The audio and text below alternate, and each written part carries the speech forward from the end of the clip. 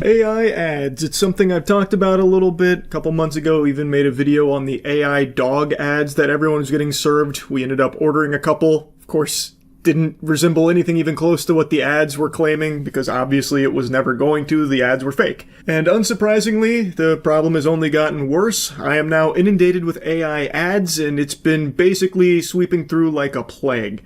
AI ads are the new wave, usually to sell products that are just drop-shipped AliExpress garbage, but they use AI ads to try and sell the consumer on a fantasy that just isn't real. A big one going on right now is Pandy. That's become like the new AI dog. It's an AI plush panda, a pocket panda basically.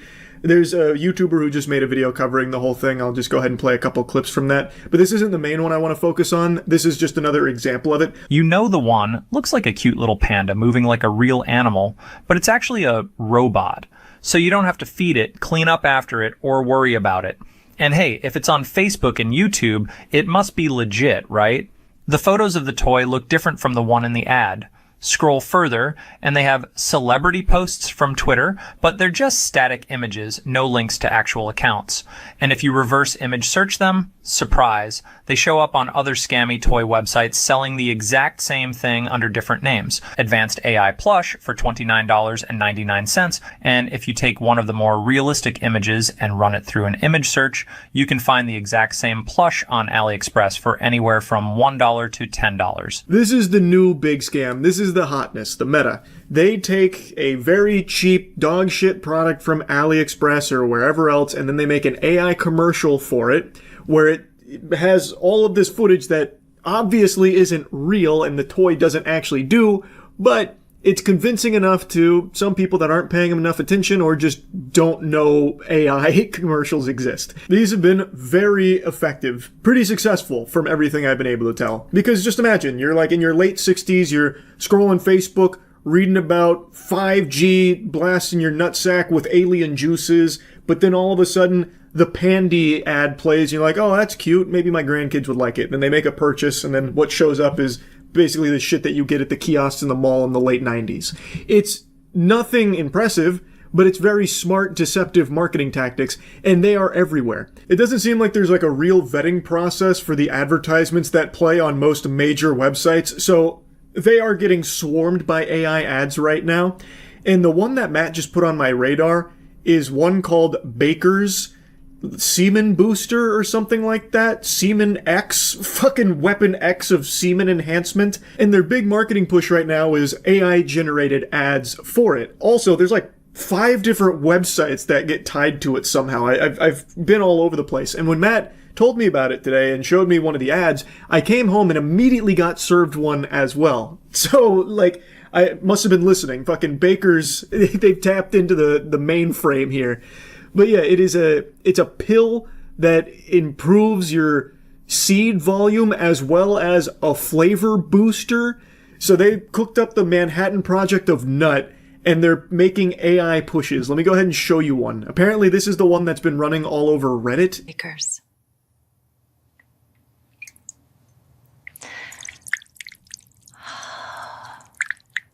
Ad so good I ordered 12 bottles. I was losing money not spending it on Baker's Semen Booster. It's just such a baffling ad. So it's AI women here, as well as an AI voiceover that just says, Baker's, and then like some moaning. But like the sound effects that they have playing, which I guess are supposed to be like dripping sperm, it just sounds like piss. Like it's just actual pee-pee droplets. It like that's not, like that doesn't, you don't hear that sound and immediately think of like semen. You hear that and you think someone is taking a leak. But maybe that's the whole thing. Like you order Baker's and it turns your semen into piss.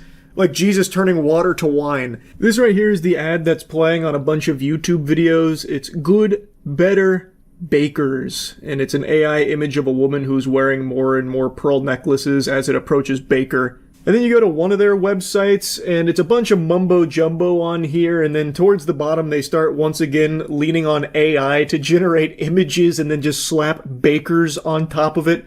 So it's very clear that their whole marketing is just using AI to somehow deceive people into buying the semen and flavor booster for their nut. Then on another one of their sites, it's all more AI images, but this time it's all baking and frosting related, which is a very subtle wink and nod to the consumer.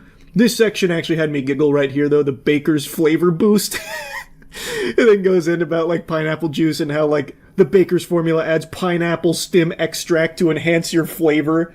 It's just so shameless. It's so unbelievably shameless. All their Amazon listings are also super suspicious. There's no reviews on any of them, and all of them also have AI-generated images. So this, like, entire section is nothing but images like this. Now, I have no idea what's actually in these pills. It could be anything. You could be buying fucking plutonium tablets or something. I have no idea. This shit could be raw crude oil in there. I don't know. All I know is that whatever is in there, I can promise you, the AI ads are not convincing me it's something worth purchasing.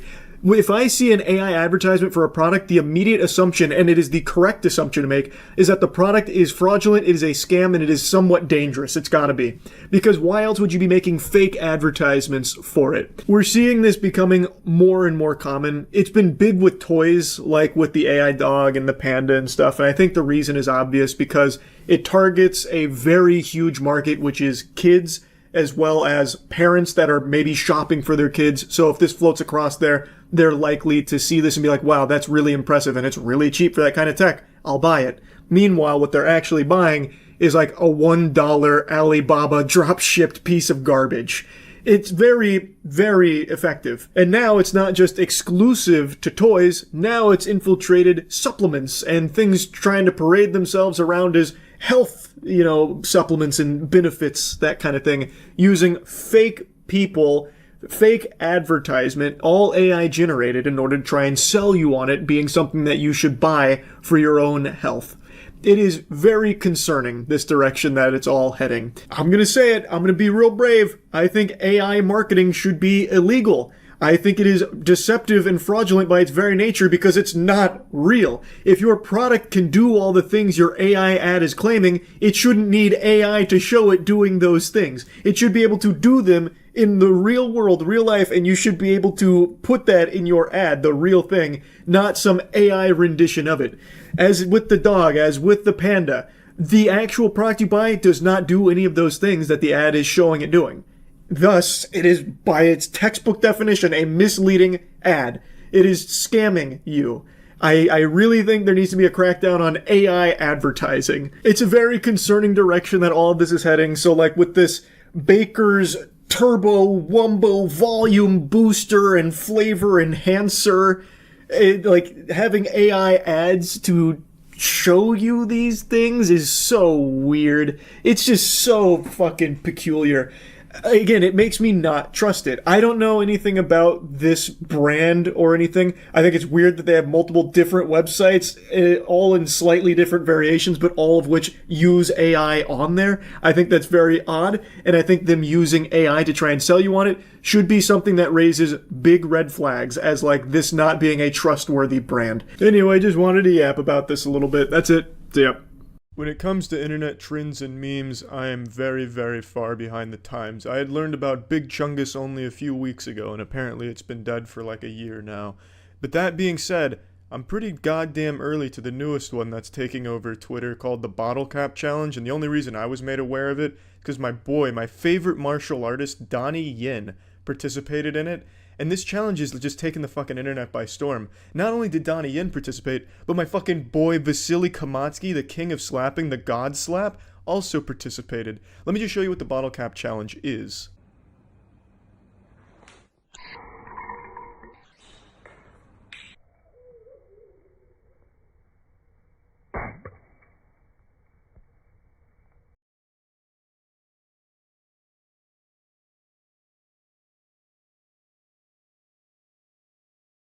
Naturally, as a high-level competitive athlete, I saw these and wanted to compete with them to make the best possible bottle cap video. And, I realized I'm no martial artist. I can't even get my foot up to, like, my nipples length when I kick it straight up without pulling something drastically. No, I can't slap very hard. If I slap someone, it'd be like getting hit by a third grader's fingertips. So I couldn't do either of those. I also can't break dance. But what I can do is I'm quite the goddamn mastermind when it comes to fleshlight martial arts. So I thought, let's try and get this bottle cap off with a fleshlight, And that's exactly what I did. I took this challenge to the next fucking level.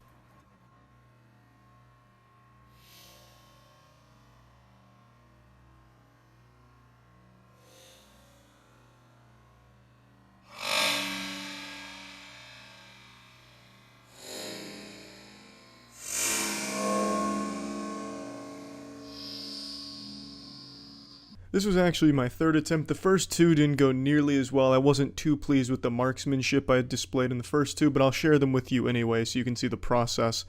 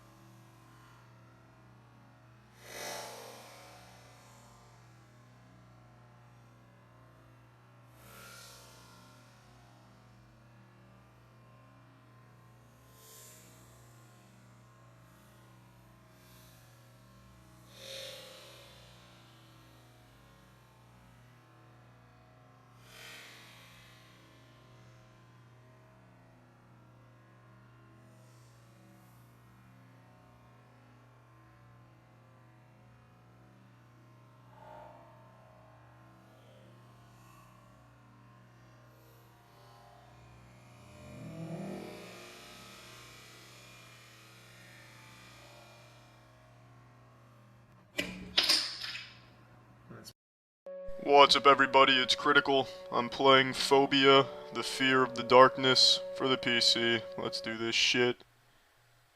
It is now loading. That is what it is doing. Phobia, the Fear of the Darkness. I really shouldn't have started playing this right now, I've got to take a shit. January 20th, 1998. My name is David Norton, and I have to take a shit. I was on the way to my new job outside the town. I was driving my Clifford mobile, it seems. It was my first day in the Clifford mobile. I had still a couple of miles to go before I shit my pants. Suddenly became a fierce snowstorm of shit in my trousers. My car crashed and I couldn't move it anymore. But the shit in my asshole was moving more than a car ever could. The storm were getting stronger and I was losing hope of making it to the bathroom on time. Then I saw a large manor in front of me, and I thought, hey, there must be a toilet in there. I knocked on the door a few times. The shit was ready to make my asshole explode oh shit, I didn't read it. Fuck. I just missed a crucial part of the story, but I've gotta take a massive shit. Alright, I've successfully given my toilet a snack. I'm sorry, I probably should have done that bowel movement before I started playing this. But we're in the house now, so let's see what we have here. What is this? Is it some type of trampoline? I don't think so, it must be like a desk. What is this? Wardrobe? Shitty wardrobe. That's a shitty clock. Controls. You actually think I'm gonna read the controls? Go fuck yourself, piece of paper. I've got it under control. Where am I supposed to go? All of these doors are locked. Every single door is locked. These doors exist to be locked. This is a big ass house. And I'm very familiar with ass houses. This may just be the largest in the country. Well, somebody call I'm Surprised Incorporated. I've already been here. Siddhartha tried to find Nirvana. I just want to find where the fuck to go here. Can I open this chest? What is it? Enter? No, it's not doing anything. Holy shit! Did that just land? It landed perfectly on its top! Fucking goodness gracious, that is spooky. Locked. What are the odds? Oh, here we go, finally, something opened. This toilet looks like it could use a good plunging. Yeah, get in there, wine bottle, get it. Get it, fix it! That is an unclogged toilet now. There you are. What the fuck? Alright, what just happened? What the fuck? Oh shit, what the fuck is going on? I just unclogged the toilet and now I'm down here? These lights are on down here though. So I guess unclogging the toilet fixed the electricity. Yippee, that is some damn fine plumbing. I am the fucking powerful plumber. Unclogging this world, one wine bottle at a time. I got the lights on, I'm tired, I should find guest room. Alright, let's go. The fuck is going on? What am I stuck on? What am I stuck on? I can't leave. Oh shit, the frame rate is fucking itself. What is going on? I've entered into a singularity, shit! Save yourself, wine bottle, get out of here. Go, run! Felt like I was just throwing a Super Bowl winning touchdown pass. My frame rate is at a rootin' tootin' 8 frames per second. Oh, there we go. Alright, why the fuck can I not move away from this chest? There's like a wall here. It's these books, isn't it? They've put me in a cone of isolation. You son of a bitch's fuck, I will rip all the pages out of every single one of you. I have an idea. I'm gonna save the game, and I'm gonna reload it from here, and maybe this invisible force field will be gone. Come on, Papa needs a new pair of nipple sprinklers. Yes! Shit, frame rate's still fucked up, but we've escaped. And I've got my wine bottle with me. We've done it. We have escaped the grasp of some hostile air. Where did my wine bottle go? Pardon me, excuse me, excuse me. I'm the king of boxes and wire spools. Bingo. Identify yourself, room. Now they want to go to sleep right away, alright. That bed looks cozy. What do you hit to use it? Is it enter? It is indeed enter. How's it going? Zoinks.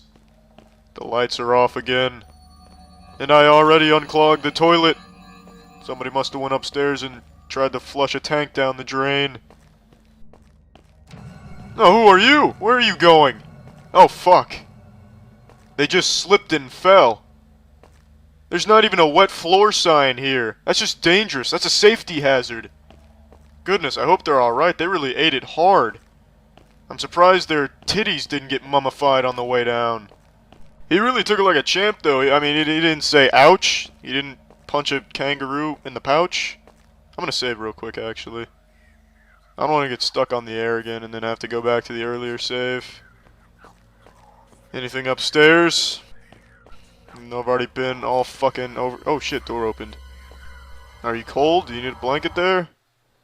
Whose fuck is shitting itself? There are so many loading screens. What is going on? These book fuckers are a different color. They're movable. They're movable, I knew it. I knew it. How am I gonna move them? Oh, I can actually pick them up. I can pick up a whole book fucker. I am the strongest man in the world. Yeah, goodness gracious. You were moved. I moved you. I hope you didn't like your previous area because I moved you from it. I actually knew these bookshelves were movable when I saw them. Because in cartoons and shit, when a object is a different color than the surrounding objects, it's because it's animated. I don't know if it applies to video games, it might have been a coincidence. Alright. Oh, look at that, they left me an army of wine bottles. Outstanding. Open, says Titty. There we go. There we go. Locked doors are no longer an obstacle. Oh, neither is a little wardrobe. Trying to stop me. Good evening. Are you the owner of this house? What the fuck are you screaming for? Why are you smacking me? You piece of shit. Why don't you throw yourself out of one of these windows? Oh, don't be trying to chest bump me. I need to find my wine bottle now. I need some defense. Wibbly wibbly. How do you like that move? The door maneuver. Oh, I guess somebody put glue on these stairs now. This is terrific. My frame rate's fucking up. This really isn't the time for my computer to be eating itself. I'm trying to run away from this zombie bitch thing. Where's the kitchen? I need that wine bottle. I need to be able to fight that bitch. Awesome. My frame rate again. I guess my computer is just popping some bubble wrap right now. It's not really paying attention to running this game. This is incredible. Oh, fucking piece of shit. A strategic ambush. Alright. Alright. I found it. The ultimate weapon. My Excalibur. I will throw this like a javelin. I will use this as a spear. I will piss in this and toss it like a grenade. I've got you now. Sneak attack, bitch! Oh, fuck. Alright, well, I'll just take the key then. Alright, why the fuck is the frame rate fucked up again? Damn it. Oh shit, he's still here! No, take that. Oh, the wine bottle didn't do anything. Damn it, wine bottle was useless. Run! Run! Run! No! Fuck! Shit! What happened? He fucking dove off the stairs after me. Alright, well, I'm done playing this. Well, that's the end of this video. Remember to rate the video, comment the video, and subscribe if you want to see videos similar to this one. See ya. There's a marketing trend that's existed for far too long now. It's been years, and it's more cringe than when all companies tried to use Gangnam Style to promote their brand. It's this fixation on diluting all logos to just be bold text with the company name, just this minimalist garbage where it removes all fun and whimsy and personality and completely erases all creativity of logos and just reduces them to the company name on a very bland color. It's like the most sterile shit ever. It's not interesting. I think it super sucks, but this has been the norm for corpo dog shit for a while. I still think the most infamous example is when Staples made an entire E3 press conference to unveil their new logo, where they removed the iconic Staples logo to make this. And then they had, like, paid shills in the audience going, "Yeah! Whee!" all over, like, this Staples logo unveiling, which, again, nobody cares about. It's a worse logo. All you've done is just make a worse logo. And now Cracker Barrel has finally followed suit where they redesigned their logo, and man, did it hit them hard where it hurts the most. Right in their fucking precious nutsack of money. Pretty much overnight, they lost roughly $100 million in value. Their stock took a nosedive into the shitter here. And of course, plenty of people make the argument, it's just a logo, this is so overblown and unnecessary, it's not that big of a deal. And I guess I can kind of understand that, but I also understand why so many people are fed up with the enshittification of things. Like, everything seems to like be going in this direction where it gets boiled down to like the same generic sludge, where everything has to be the most bland, samey poop ass. Like, it's just so unnecessary. Like, changing that logo and making it simpler does nothing for Cracker Barrel or for anybody. It's just a waste of time and resources. And there is more to it. It's not just the logo. They are like redoing the menu. They're redoing the restaurants as well. The idea is they want to make it the Cracker Barrel of today and tomorrow is the verbiage that the CEO used. She actually went and did an interview with Good Morning America where she affirms that Cracker Barrel is really happy with how everything's going and that the response has actually been overwhelmingly positive. I don't know if they're just filter feeding her like 5 like tweets on Twitter that are like, actually, this is good. And they're like, yes, we're going in the right direction. But they don't seem at all shocked or rocked or even slightly perturbed that their stock has just nosedived after unveiling the new logo and the plans to like redesign and redo certain elements of Cracker Barrel. Well, remember, the heart and soul of Cracker Barrel is going to stay the same. And so today we're actually launching a new campaign called All the More, which really highlights how people feel about Cracker Barrel. It's bigger than just a meal. We've got a retail shop. You're going to get great country hospitality with our scratch-made food in our restaurants. And that's really what this campaign celebrates. So we've enlisted a little bit of help from a guy named Jordan Davis. Maybe you've heard of him. He's got a new single and album out, and he's in our ad and is the voice of it as well. And it really, again, just highlights those things that make Cracker Barrel Cracker Barrel. I know everyone's all excited about Hollow Knight Silksong around the corner, but I tell you what, I am chomping at the bit to get a piece of that Cracker Barrel ad campaign with Jordan Davis being the hired spokesperson for it. I can't wait. That's exciting. Yippee. Thanks so much for sharing.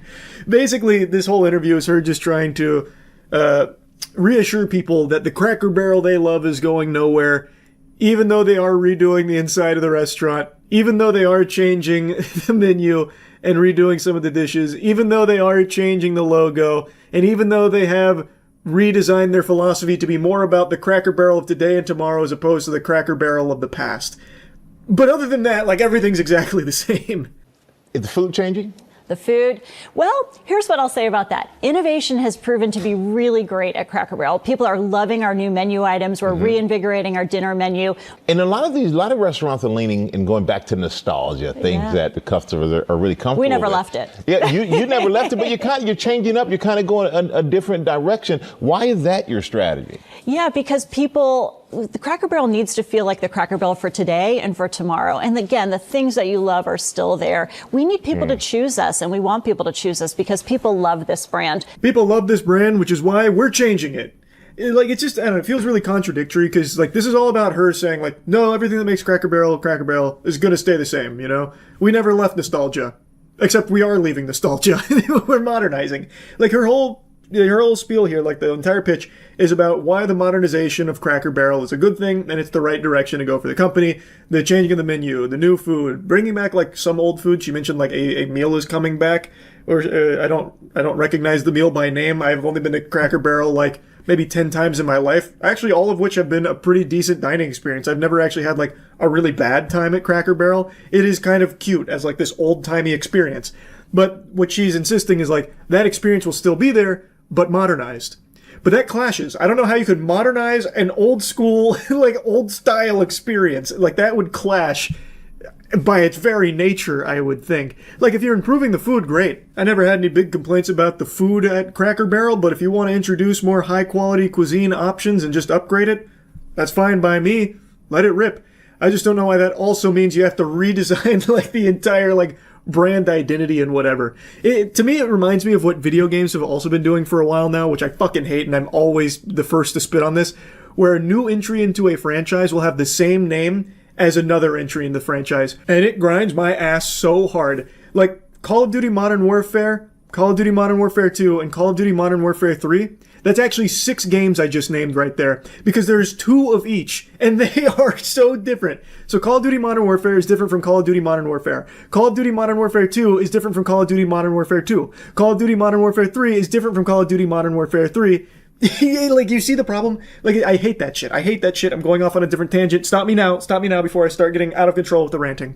Point is, Cracker Barrel feels to me like it's doing that same thing, where it's taking Cracker Barrel and introducing Cracker Barrel 2025 on it, which is different.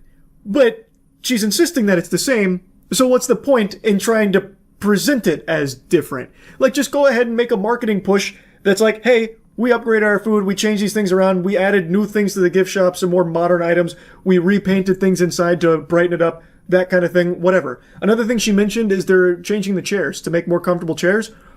Big thumbs up for me. I actually hated the chairs at Cracker Barrel sometimes. My ass is a little bony, so sitting on those chairs is a little uncomfortable for an extended period of time. So changing the chairs there, great idea. Does that also mean that it needs to come with like this whole push of like, Cracker Barrel's new? We've changed the logo and everything. I don't think so, but that's the trend of business these days, where even like the slightest change, you need to introduce the sequel. Like Overwatch. Overwatch 2. We've done almost nothing. And we're calling it Overwatch 2. This is the sequel. It shit sucks. It's just super useless. Like, that's kind of like the DNA that I feel from this Cracker Barrel logo change and like this whole push about like the refreshing of Cracker Barrel. I think ultimately it probably won't change that much, but they have changed the logo. So immediately people will recognize it as something different, even if she's insisting it's going to be the same experience. And I think the logo is worse. It follows another trend I hate of these really boring minimalist logos. I think there's nothing fun or creative about it. It sucks a lot of life out of a brand. It just seems like a huge waste of resources to take a logo that everyone can immediately identify and take everything out of it to just be the name, and then try and present like, Cracker Barrel 2 is here. This is the refresh. But also, it's like the exact same experience that you've always remembered. Don't worry, everything you love about Cracker Barrel is still there. Okay, well then why did you redo the logo, and why are you calling it this huge refresh? It's just, I don't know. It feels super sloppy to me. I'm not surprised to see people aren't really responding well to it. It's worthless. What if all the customers are coming at you hard enough about the look of the restaurant and they want to go back to the old way? Would you do it? honestly, the feedback's been overwhelmingly positive that people like what we're doing. I'll give you another soundbite. I actually happened to be in Orlando last week with all of our managers. We bring them together and every other year. And the number one question that I got asked, Michael, was, how can I get a remodel? When can I get a remodel? How do I get on the list? Oh, really? So because the feedback and the buzz is so good, not only from our customers, but from our team members. They want to work in a wonderful restaurant. So Sure, that's all fine and dandy, but it is not really representative of everyone's perception of this redesign and this refresh. Like, you can anecdotally talk about the managers in Orlando shaking you like, when can we get a remodel? And use that as an indicator that you're going in the right direction, but that doesn't tell the whole story. Like, I feel like, and of course I'm not in the board meetings here, but I feel like you could point to the stock price correlating with when the logo design dropped, and then also couple with all of the feedback you can publicly see from everyone, including your loyal customers, and probably make the assumption that maybe there's more people unsatisfied with this than we're thinking. Like, they're currently writing it off as a vocal minority, but I feel like it's probably a pretty large group of people that isn't really excited about this. Of course, plenty of people that are upset about it are people that never eat at Cracker Barrel and probably never would have stepped foot in one in the first place. But there also are definitely some customers that probably are a bit turned off here because it's following the trend of every other business that is diluting everything that they've built into just being like generic slop looking. Even if that's not the case here with Cracker Barrel, people have already seen this song and dance from plenty of other businesses over the years that a lot of people are just tired of it in general. Now, what I will say is I don't think this will last long. Not like the logo and everything and the refresh. I'm sure they will fully commit to that, and that will probably be the norm from this point going forward for Cracker Barrel for a long time. What I don't think is going to last a while, what I think is ephemeral, is people avoiding Cracker Barrel and the stock plummeting. I think this will follow the trend of most shit where once it stops being flavor of the month, people will just go back to business as usual and they'll eat at Cracker Barrel when convenient or with their grandparents or something. Like, they're not going to be canceling trips to Cracker Barrel a week from now. So I'm sure it'll probably rebound to some extent or even completely. Maybe it ends up being successful for them. I don't know. I just don't think it's going to stay like this from this point going forward.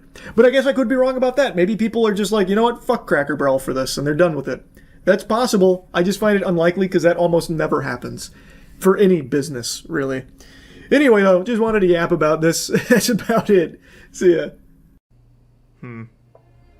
I'll just do standard the way it was meant to be played. Puzzles are easy for me. I don't think I've ever been stumped on a puzzle in my life. Even when I was a mere child, Millennium Prize math problems meant nothing. Is this about Adam's baby. work? What do you want from us? Why are you Is that tormenting Joseph me? Stalin's head? No! What are you doing? I was reading the subtitle and I thought it said Fortnite, and I was about to say, damn. I always knew Fortnite led to violence. But it was you who kept saying you'd like to. Oh, this motion blur. Feel Just with one unsmooth motion, it made me sick to my stomach. The rest of our lives. Who says it's for the rest of our God, the lives? scariest part about these fucking games is the motion blur that comes on by default. The first puzzle's already stumped me. Where the fuck are my keys for the trunk? I'm gonna close this just in case there's any rapists in the forest trying to come in. No, that looks about right. F Batty. Looks good to me. Fatty, that's the one. What? You motherfucker! Hey! I told you not to come in. Am I?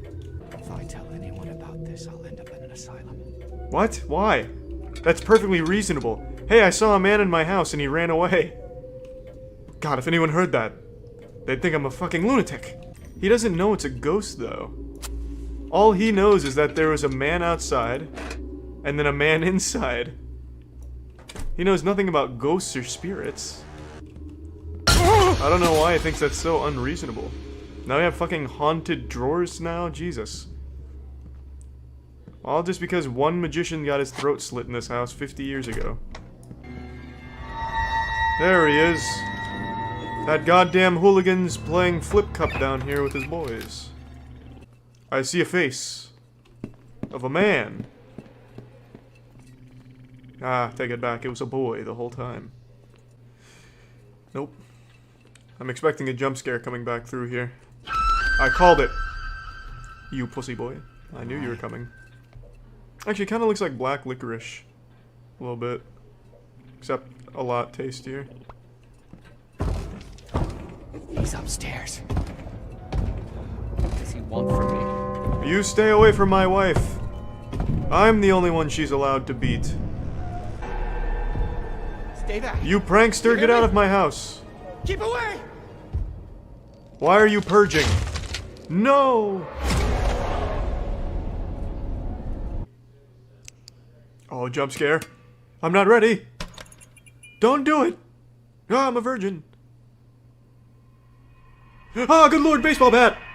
For God's sake. Oh, even worse, a horse. Oh, the perfect weapon. What is this? Where did all the blood come from? Oh, wait. This is the axe that Adam eventually gets killed by. Spoilers, we saw that in the intro. A shirt covered in... Why would Emma bring my old stuff from the office here? Yeah. That's the biggest concern out of this here.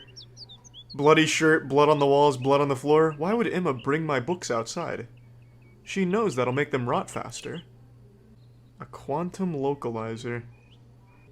Alright, whatever, Rick Sanchez with your fucking quantum localizer. That is kinda cool. Maybe the localizer will show me just what's happened here. Ah, the quantum cloud. Insane training. I'll lick my finger and put it in the sky and see if I can find one. Time. Ah. Well, this is not the kind of game I thought it would be. I thought it was gonna be like an old-fashioned... There's an evil monster that scares you sometimes. Not quantum localizing Ghostbuster technology. Oh my god. He's in my car, isn't he? He's trying to steal my Cadillac. We got a fucking quantum thief. Blood.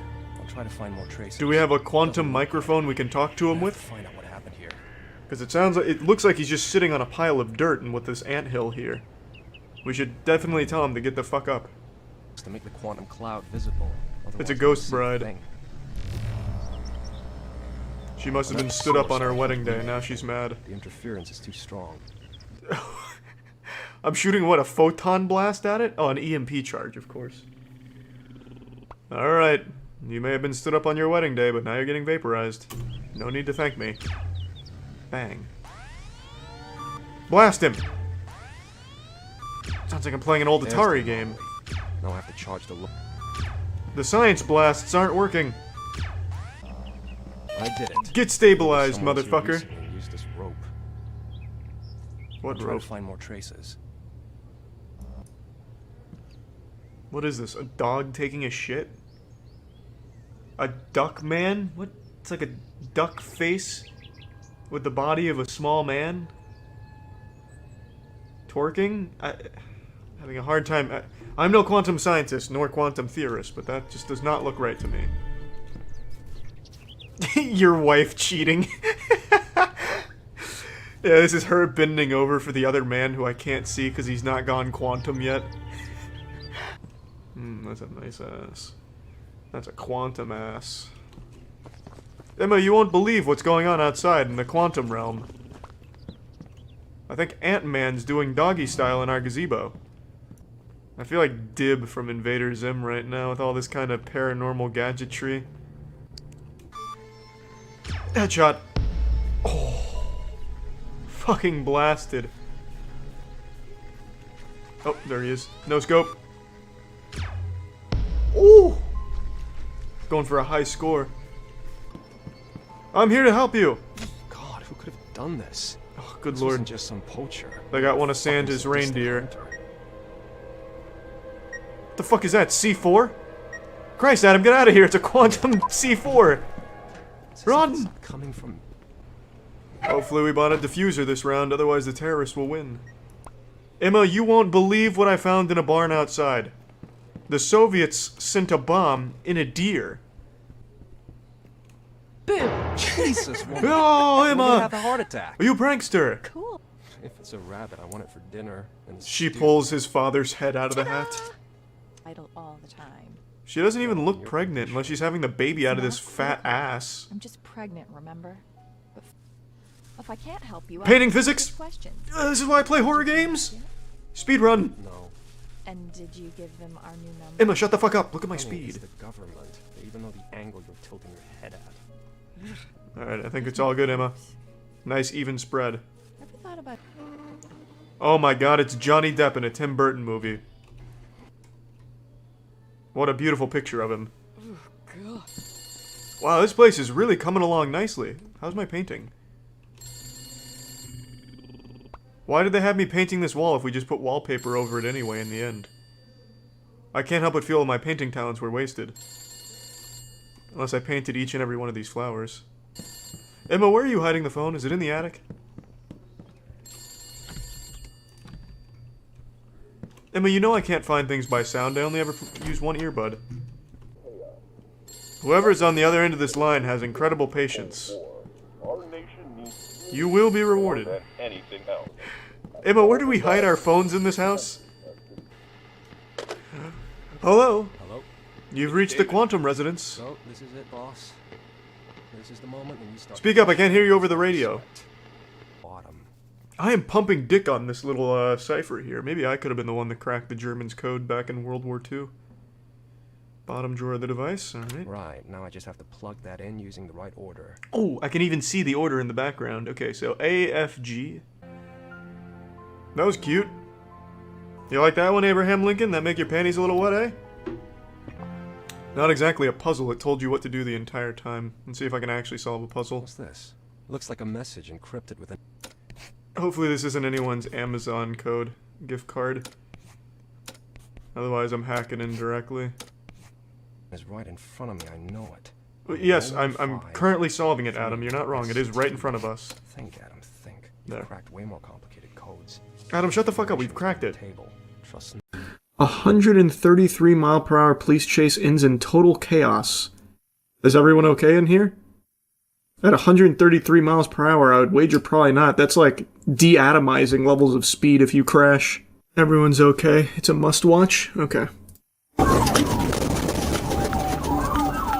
Are you sure he's okay? You told me it's okay, and they just set up some really not looking okay players here. Are we sure? I'm no longer convinced. There is a huge semi and a man on the road in the middle of the warpath here. How confident are we that everyone's okay? He parries it. Okay, if you say so. I don't know how he squeezes his way out of that one. In Escambia County, troopers with the Florida Highway Patrol were conducting routine traffic fuck is enforcement 1 Escambia? mile east of the Alabama-Florida Sounds like it's out state of Seven line Deadly when a trooper Sins. noticed a vehicle with illegal window tinting. He had... Now throw the green shell behind you.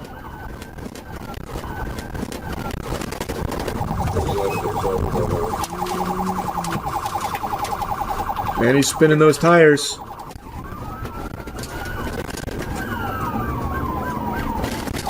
Man, we're just doing donuts out here.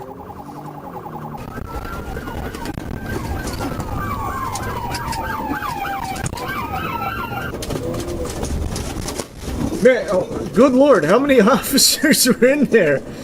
Holy.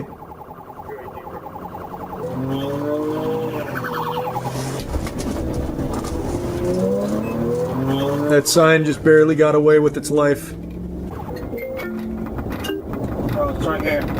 Sorry, can't talk right now. I'm in the middle of a 133 mile per hour pursuit.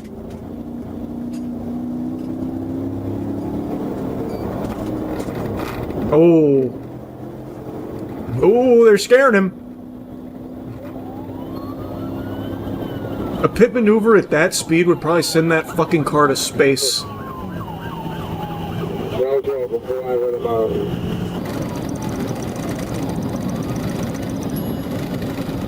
129.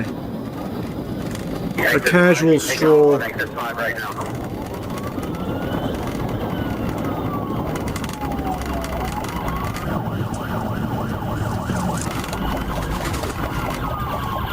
Oh shit! 1031 was 12.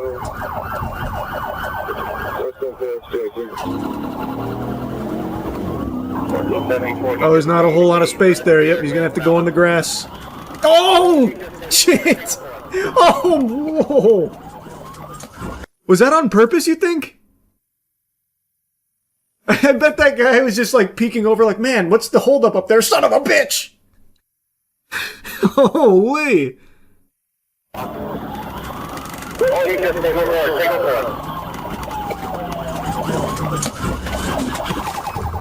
Damn!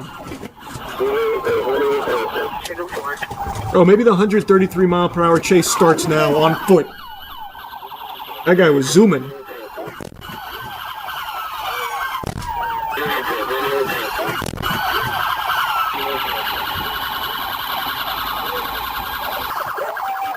Oh no. Oh, it was a miscommunication. The officer forgot he had cocaine in his fucking chest pocket. Oh, it's chaos. It's chaos.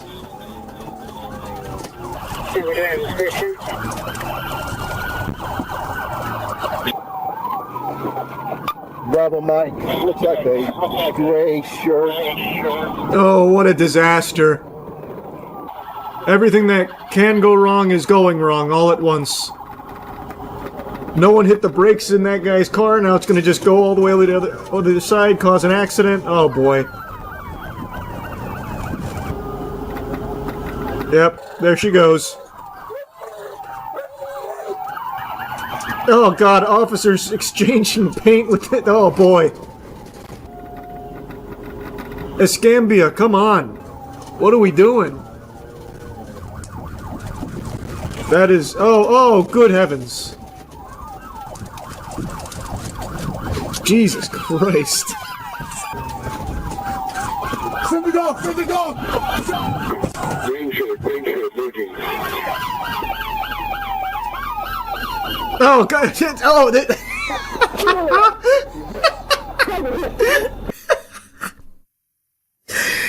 Oh for 2 on the K9 unit today, unfortunately. That's gonna be a turn in your badge and gun type moment right there, I think.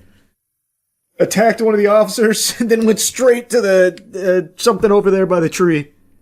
Oh boy. Then they had to get a different dog on the case. This guy came in there with like the pseudo Goldberg spear technique. Little high though.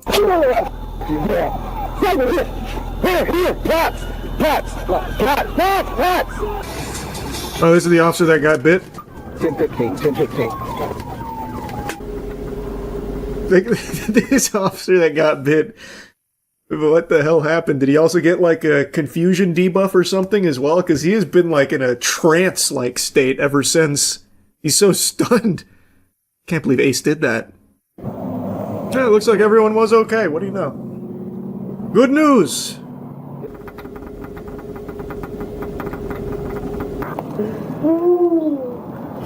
Makes you think it was a good idea to run, man. Stand up, stand up, stand up, stand up. Okay. Your arm doesn't affect your legs. So stand up. The scene of an accident and reckless driving. The charge of reckless driving was later dropped. A judge... Of all the charges, what? Oh, I guess this is the... okay. I didn't see this one at the top. I guess they just wanted to stick with that one instead, but I feel like reckless driving could have also stuck around. I feel like you got pretty strong evidence on the old reckless driving, I gotta be honest with you.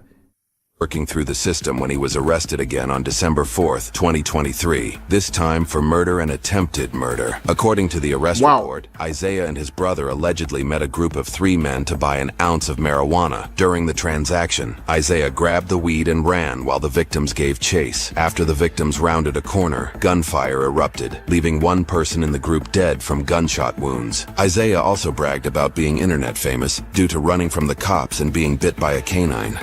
What a fucking loser.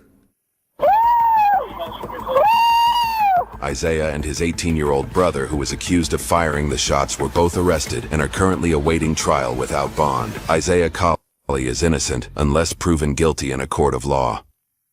Wow. That took a turn at the end. All that for an ounce. That is crazy. The things people will throw their lives away for. He also had an AK. What, like in his car? Oh, I guess there's a little more at the end. I thought it was over. You know what's also super cool? When you catch your dog and no sleeve.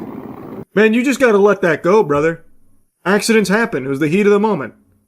Dog made a judgment call. Check this one out. On May 26, 2023 in Harford County, Maryland, 38-year-old Michael Stevens II was released from the Harford County Detention Center after posting bail related to a theft charge. Later that same day, just down the road, Stevens came across a 1986 5-ton military truck. Oh, the temptation.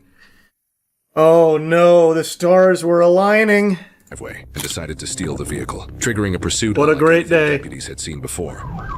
And then I got off the truck and he's like, wait, he came towards me head on. Jesus. That could be anyone. We don't know that's him yet. That could be anyone's military truck. 5-ton truck actually weighs more than 10 tons by itself. The 5-ton rating refers to how much cargo it can carry off-road, not its own weight. These trucks were designed to move troops and equipment through rough terrain, and they're built to keep going, even when damaged. The frame and suspension are heavy, the drivetrain is built for torque, and the oversized tires are reinforced to survive long distances on uneven ground. All of that combines to make this pursuit unlike anything we've ever published in the entire history of this channel. Yeah, this is quite a recipe for disaster. This guy literally left jail this same day, by the way. He said, man, can't wait to go back. Is that a military truck? I just want somebody I got a plan. to deal with Stop 6 just in case he gets on so we can deploy. Anybody have Stop 6 in the area? Looks like he's going to take 95 south from 24. Looks like he's taking 5 southbound from 24. Hey, watch the back. It's going to be debris falling out the back of the bed. Man, you try and pit maneuver that thing and your car blows up. I think pit maneuver's off the table for this one. We're gonna have to get him with the classics. Throwing knives out of the window to pop the tires. Circus style. All right, I'm on it. Somebody get on 95 south just past 1. Speed at 55. Speed at 55. So far, nothing's flown off the back yet. 152 with Stop 6. Stop sticks aren't going to work. It's designed to overpower them. Yeah, get one unit on 95, and everybody that's behind them, let's try and slow the traffic. If we can get the Stop 6 deployed, I don't want this vehicle to hit anybody else. All right, we're coming up underneath of 152. If somebody's there with the Stop 6, be ready. All right, it's game time.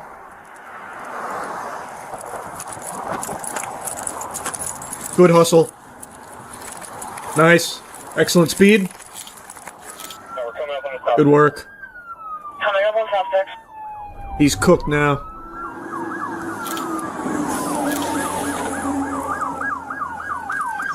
How'd we do?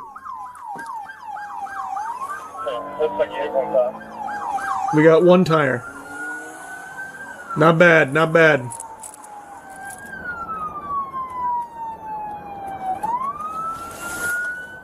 153. See if you get ahead of them by about a mile. See if you get one of the Stop 6. They need to make stop sticks that you can just toss out the driver's side window. Wait, here we go. We got more.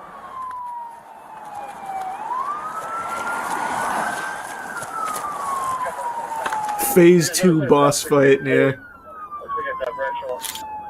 Another set of Stop 6 deployed at Rochelle. They gotta use the harpoon more often. That doesn't get enough exercise. Did we get him? Oh, no. Just missed. Just missed. Just be ready to jump if he comes at us. Be ready to jump. Watch yourself. He might try and hit you.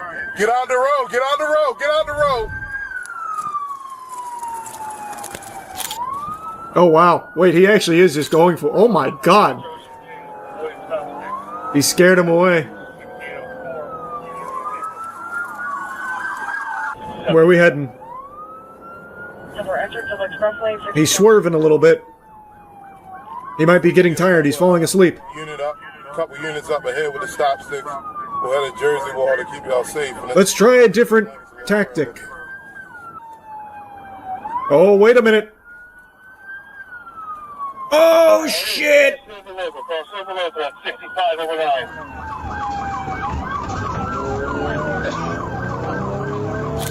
He's blending in now. We're gonna lose him.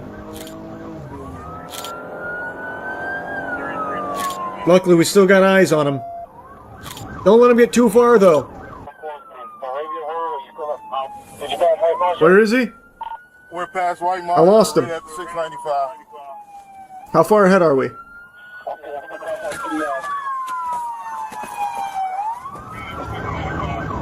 Oh, it's game time. Oh, he's taking cover behind the civilians. Oh, they got him. Big stop stick moment.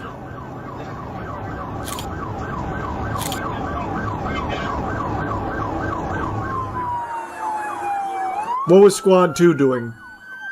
Just getting a good view of it? But where was their stop sticks?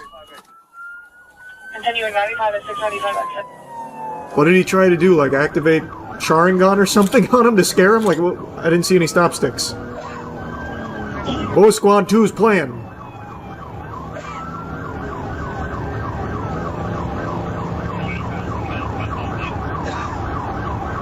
His Conqueror hockey failed. Got it. Yeah, no, that's a damn shame. Squad 2 AFK. Yeah, that was unfortunate. They were in a great position as well. I really do wonder what Squad 2 was doing. They pulled over. I thought they had stop sticks or some kind of plan. Maybe they thought the stop sticks would work so well Squad 2 would go out and catch the truck or something. I don't know. Driver's side window. With deputies reporting that the suspect now had a rifle hanging out the window, oh Jesus! Units ease off. The helicopter maintains visual from above, while Squad... Oh, that's not a stop stick. That's a gun. Right here. They said enough. Playtime's over. Stop. No, don't stop. Just combat roll out of the moving vehicle. It's more efficient. I got you. Hands, get on the ground. Stop, drop it down. Drop it, get on. Oh, what a trip.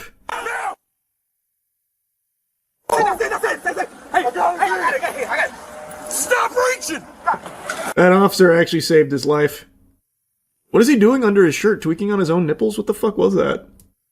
That was a textbook trip, though. Look at this shit. That was perfect from this guy. That was a pretty crazy chase. What was the plan? Did they interview him? Hold on. Yeah. What happened? Huh? What just happened? What do you mean, what happened? You're running from us. What? What are you talking about? Well, you took a truck. I just got everything. I really some attention to him. Maybe he's been framed. That's a good boy. Maybe they really did get the wrong truck. Where'd they end up catching him on foot at? Imagine they see another military truck just drive by. He broke. They got him right at the mouth of the alley. Okay, I didn't see it. How the fuck do you mistake a rifle hanging out of a truck for something? What else could it even be? That was a crazy call from the officer then. He's got a rifle hanging out of his truck. That false alarm, actually. That was his arm. The stolen military vehicle was returned to its owner, and no bystanders were injured throughout the pursuit. As of the latest available records, news. Stevens has not been sentenced in this case, and he is innocent unless proven guilty in a court of law. Wow, yeah. Still not. They're still gathering evidence. It could have been anyone in that military truck.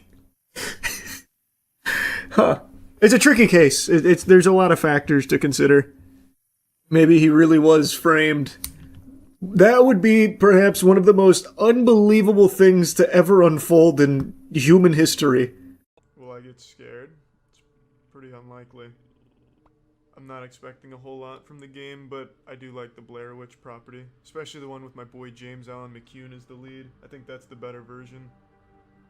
What do you mean only 2019 guys keep the lights on? What, you mean the fucking sun? What do you want me to do about that? Only beta males play horror games with the sun. The fucking lights are off. It's 1 p.m. What do you want me to do? Close the curtains? The fucking curtains are closed. It's the sun. I'm not playing in a dungeon. I'm not in the fucking red room or anything. It's a room with the blinds closed. If I could turn the sun off, I would. I'm sure give the planet a couple more years and we won't have to worry about that anymore, and we can play our horror games in perpetual darkness and ash. But until we get to that point, the fucking sun's gonna be on for this stream. I'm gonna make a bold prediction. Jess is a bad guy. My main goal in a horror game is to never be caught off guard. I suspect everyone, even this dog. I'll be honest, I can't really read this. If you shopped hiding your pawn... If you stopped hiding poor pawn... I'm sounding like a goddamn fucking idiot speaking World of Warcraft lore. You found something, buddy? Oh, I've just been ignoring him and he's had this whole time. This is fucking useless, I'm not recycling. Well, the dog's the real agent then, not me. The dog finds everything. Oh, look at this. Let's fucking hit it, baby. Yeah, he's searching real good now. Alright. Let's check this urine spot. Maybe the kid's under here. Move, buddy. I'm digging. What a shame. Yeah, this is a lot. This is fucking... This is a lot of management here. I got your message. I literally just got here, Jess. We were on the phone 3 seconds ago. Oh god, what is it? Will do. Could be anything. Where'd he go? The plant eat him? Oh. Good find! Fuck yeah. I look like the child in the woods? No, I don't. What the fuck are you talking about? That kid was like 8 years old. He didn't have a beard at all. I'm just gonna make a straight line. I'm not gonna follow the dog, because he clearly doesn't... Fuck it. I'm not doing a straight line. Changed my mind. You found something over here? Oh, big shit. Alright. What's that? It looks like a baseball cap. Or a yarmulke. If we could get down there and get closer, we could know for sure. I'm so fucking close. Just let me pick up the hat. Alright, get in there, boy. Bullet! Can I do anything at all in the game besides just call people on my phone and talk to my dog? I can't move these sticks. Your dog is barking, alerting you of something. It's not going to be more important than the hat. He probably just found more water. Or he's peeing. Also, I'm completely stuck. I can't move. Jump?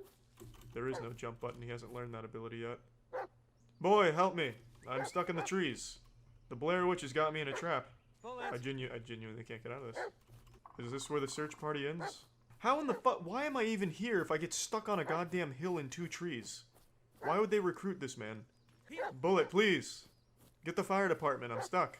I don't know what I'm stuck on, but I for certain am stuck in a fucking mime's box. I'm gonna call the police. How do I just dial a number? Oh, games. Don't worry, boy.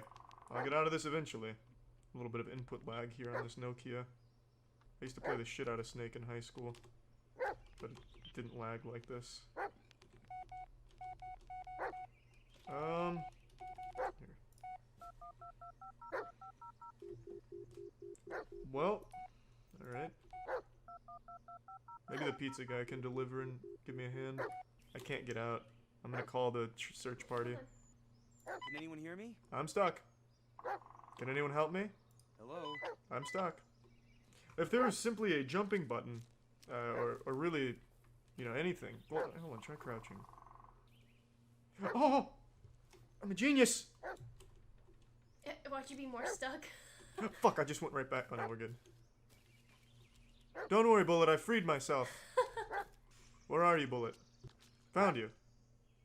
Where were you 30 seconds ago to help me get out? I still can't even get this goddamn... Oh, now I can. Bring it to me, boy. Stupid hat. He's got bad taste in baseball. The scent? Ellis to base. I found Peter's cap. Oh, now you want to talk to me, huh? No one wants to help Ellis when he's stuck in the fabric of reality, but now all of a sudden that I have information for you, you can use me. Negative. Okay. Alright, guys. Well, there's no way Bullet's dead this quickly. I have a whole bunch of dog mechanics that we haven't even used yet. Where's that dog? The fuck is this, an earthquake or something? Why is he shaking so hard all of a sudden? Shit! That's not the real Bullet. That's a small pedophile in disguise. He's trying to use us as a vessel to find the child in the woods. Hey. Jess, do you ever leave me alone? This is where James Allen McCune was taken. Campsite? Used by famous actor James Allen McCune. Oh, it smells like him. Ellis, what you need is help. What I need is a wife who has a face. Could have managed. It's like dating a Sasquatch photo. Ellis. And I can see the way you look at me. Like I'm a fucking loser. You know, sick little puppy for you to look at. So what? I use Reddit all the time. That doesn't make me a loser. Have you seen my comment karma, Jess? I'm out. I'm going to the forest. Someone had too much time on their hands. It's like someone tried to whittle a chess piece bishop, but just sucks ass at it. Oh, manipulate reality. That's pretty powerful. Rewind that. Spin it on the track. You're gonna break it. The fuck was that about? I didn't need to see no more. Kid was playing with a toy police car. Dad didn't like it. Good work, boy. What do we got? Comic book? Condoms? And Jess used to love these. She was so bummed when I told her that I didn't actually eat them in space. No, sorry, What? buddy. That dumb bitch. She had no idea I was never eating freeze-dried ice cream when I was in space. Did you know I was in space, Jess? 500 confirmed kills in the Navy SEALs as well. Why the fuck would an astronaut be the one that you'd call to help in a forest? I mean, yeah, maybe if Billy was lost in the ISS and, you know, out there, I could see why Ellis would be the one you'd call, but if he's a fucking astronaut, what do his skills translate to in a forest recovery mission? Why doesn't he walkie-talkie anyone? God, how am I making full circles? How did we end up back here? Ah, he's thinking the same thing. Bullet, you fucked up with the leadership this time. I'm taking the helm. Alright, where's my video camera? Let's start filming some shit for the vlog. I imagine I have to find the police car if I had to take a guess. Oh, the police car is back at the campsite? I thought I had to look for it. Well, you're spoiling this for me. What is it, boy? Fuck the sticks! It's okay, buddy. It's all... Wait, what was James Allen McCune's name in the new Blair Witch? I wonder if one of these is him. Do you want me to look it up while you keep No. Okay. I'm the only one allowed to look at James Allen McCune.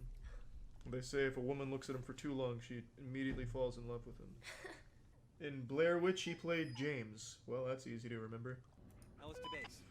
Sheriff, this is Ellis. I'm here by the crying tree, Weeping Willow. Screwed up. And hey, at least we still got radio contact. Not for long, this tree's up to no good. Oil's pouring out of it. Yeah, you're right. I think we found the ravine you were talking about. Any updates on your side? Yeah, I found a tunnel. And who's hacking my dog? Why is he gone so fucking still? Sweet God, it's a car. Billy must have been drunk driving. Now what I'd expect. Let's go, Bullet. I think he's trapped. Is this where the journey ends? Nice. Right there. Gotcha. There you go. Good eye.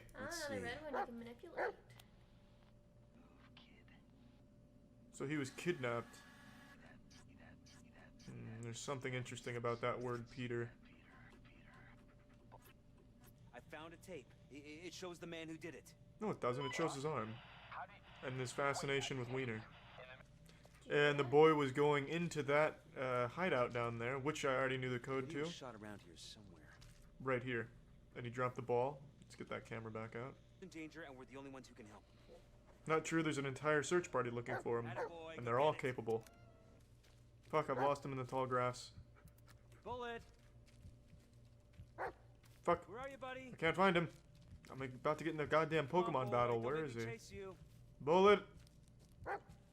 All the fucking corn here is making me freak out. My god, it's moving. Sweet Jesus Christ, don't worry, I'll handle this. You seen Billy? I lost him. Where is he? Bullet, I think I'm getting attacked. Bullet, did you bring my gun? Wait, I see red shit over here. This is huge. This may be where the Blair Witch is hiding. God damn it, I was so close. I was that close to uncovering the secrets of the Pharaoh's tomb. There he is. Where's that red shit again? Huge! Yeah, baby.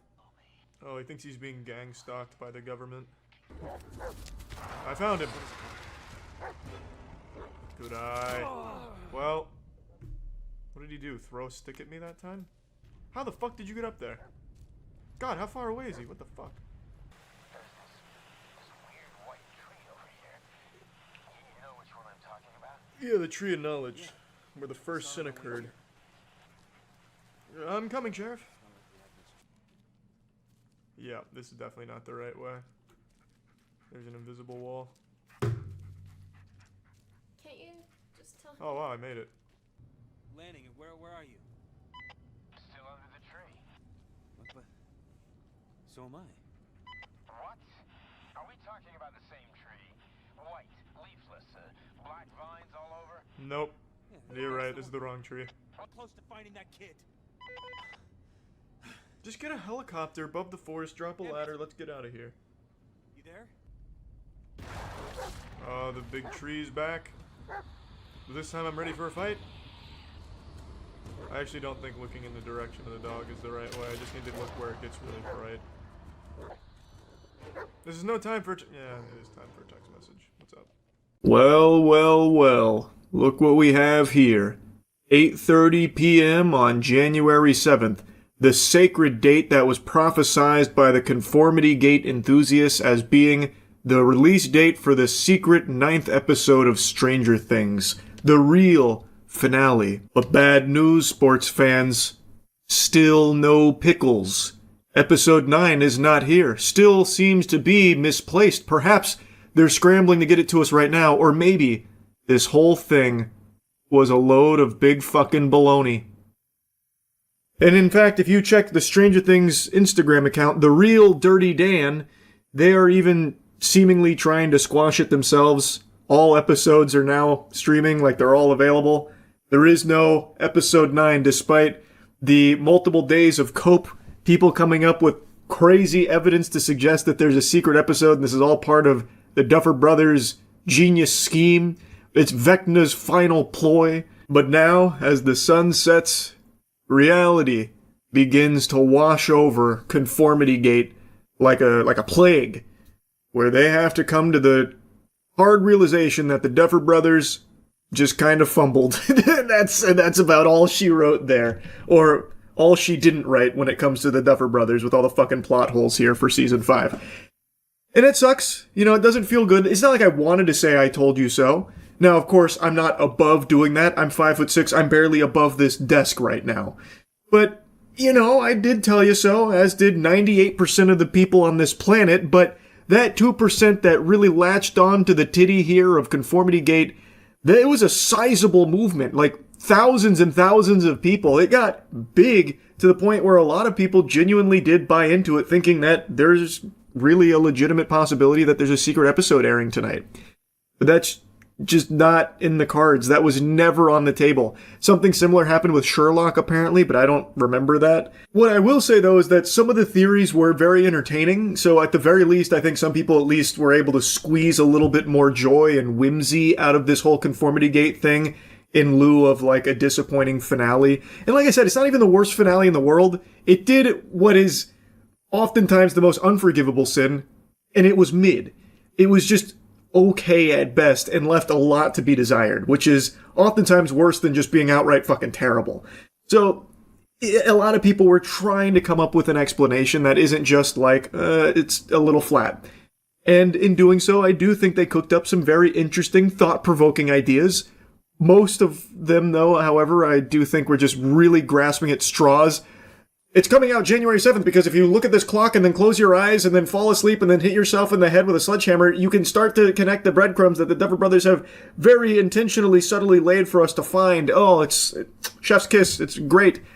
Like, a lot of it had the same energy as people that think they found the winning lottery numbers in their fucking Lucky Charms cereal bowl. So, like, a lot of it wasn't great when it comes to evidence, but some of it I found to be at least compelling to some degree, but there was never any world where they were going to have a secret finale. That is conceptually a terrible idea, to intentionally have your series finale 10 years in the making be not amazing on purpose, so that way you can come back at a later date to surprise everyone with something of higher quality. That's just a fucking terrible idea to tank the reputation for that long, and then even go on like a PR press tour getting spanked by every interviewer and every fan ever, like basically a humiliation tour, only to then come around with a good episode. Like, that whole thing just doesn't make sense. So that was never going to happen. And I'm still pretty surprised that this whole Conformity Gate idea blew up to this level. So look at it in a more positive light, maybe to shine a little, like, you know, inspirational message on top of that. It shows what a community that's passionate about a project can do when they come together and set their mind to something. In this case, the idea that there's a secret episode. I think that's pretty cool, and ultimately it is harmless. The worst thing that happened is a lot of people got disappointed all over again because their hopes were up because they had watched so many theories and so many videos about it. And when it didn't happen, maybe they were a bit let down again, but it's not the worst thing in the world because I imagine that journey was probably a really fun one to dive into. So, like I said, from the get-go, the whole conformity gate thing is a harmless, movement that was there. Though it is very silly that people genuinely bought into this as something that was going to happen and like really grasping onto the most loose of nipples. Like last night during stream, I had so many people come into my chat telling me how wrong I was on my conformity gate take because Vecna was on Jimmy Fallon and he scratched his head when Jimmy Fallon made a statement about Vecna's death, which is clear evidence that it's not over yet, that kind of thing. That was a little annoying in chat, I'll be honest. But again, it's coming from a place of passion, so you can't even really be mad at that or anything. It's just, maybe going forward, just set your expectations that it might be fun to dive into these fan theories, but it's probably not accurate if it like pertains to a secret finale or anything in that regard.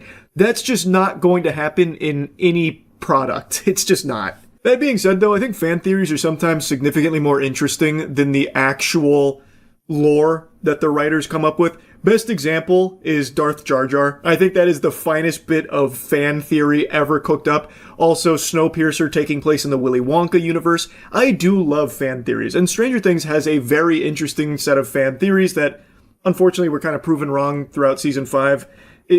I'm talking outside of Conformity Gate, but I really do like diving into that kind of stuff for products and IPs that I really like. I think it's very interesting, and honestly, I would really like to see, writers kind of lean more on that. They can see these fucking fan theories and shit. I would like if that, sparked some kind of inspiration in their noodle, well, maybe we use this in some way, or maybe we can flesh this out in some way, and that's a pretty good idea. I think that'd be very cool. I don't see that happen super often, but it would be nice to see, maybe occasionally, for some of the more high-quality fan theories. But now I'm getting off on, a side tangent here. Overall, Conformity Gate was a lot of fun to watch from an outside perspective without ever really believing in it.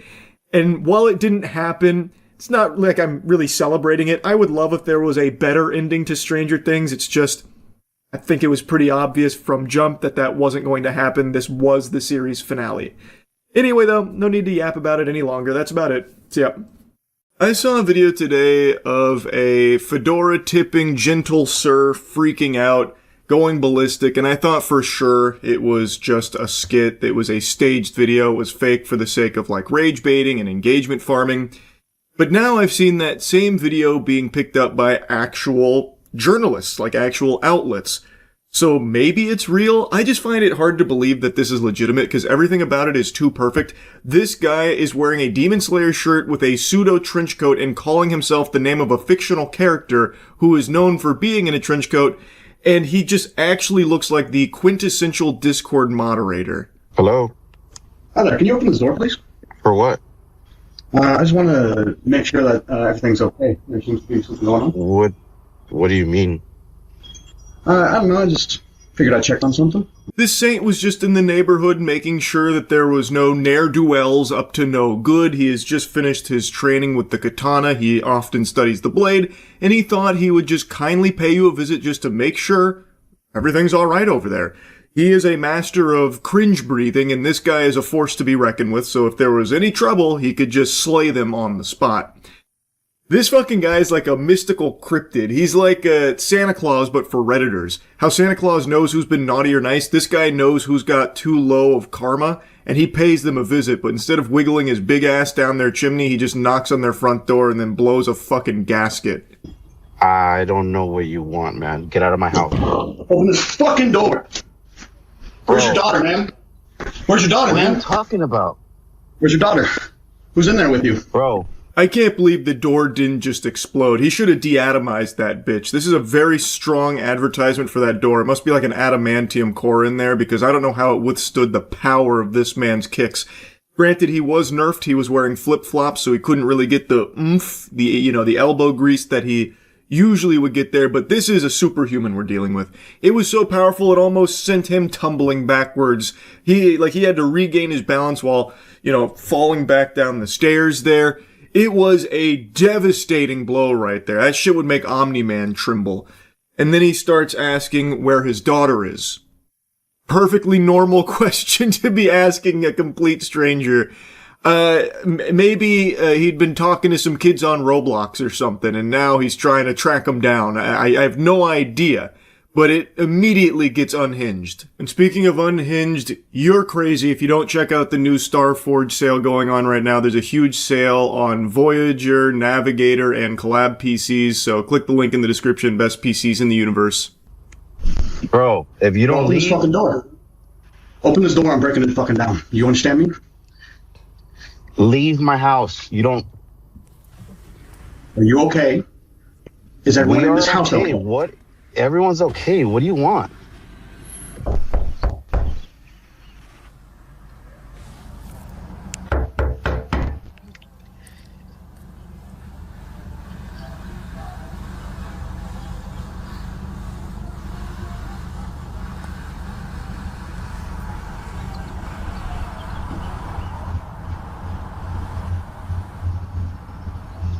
It's hard to tell because of the quality on the Ring doorbell, but he's actually activating his Sharingan right now. It's about to get serious. They're in a standoff right now, and he is subtly powering up because it's looking like it's gonna be a scrap. And trust me, I know a warrior when I see one. This guy fucks. Like, this is not someone you want to be taking lightly here. His body is a weapon of mass destruction. He looks like if someone wished Milhouse was real.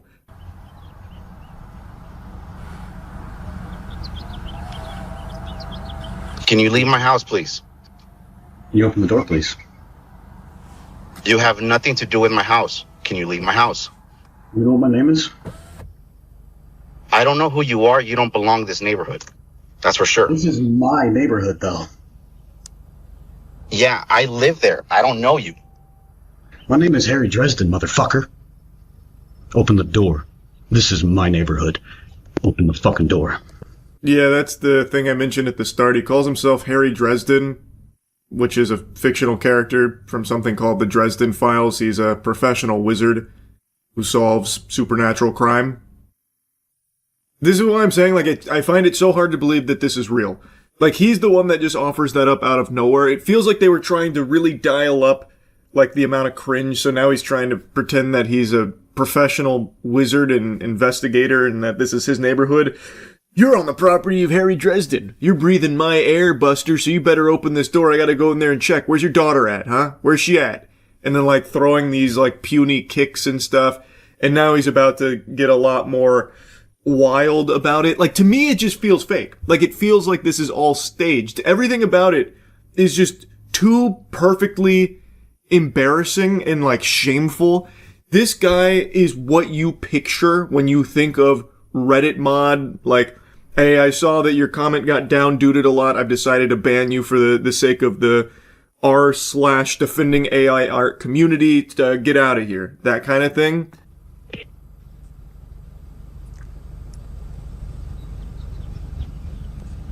No, or I will fucking end you. Do you understand me?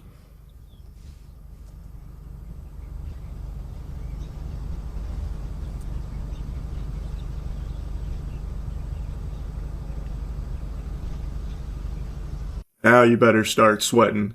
He put on the big boy voice. He got low into the baritone, the sultry tones there. And unfortunately, I hate to say it, no more Mr. Nice Guy. Playtime's over.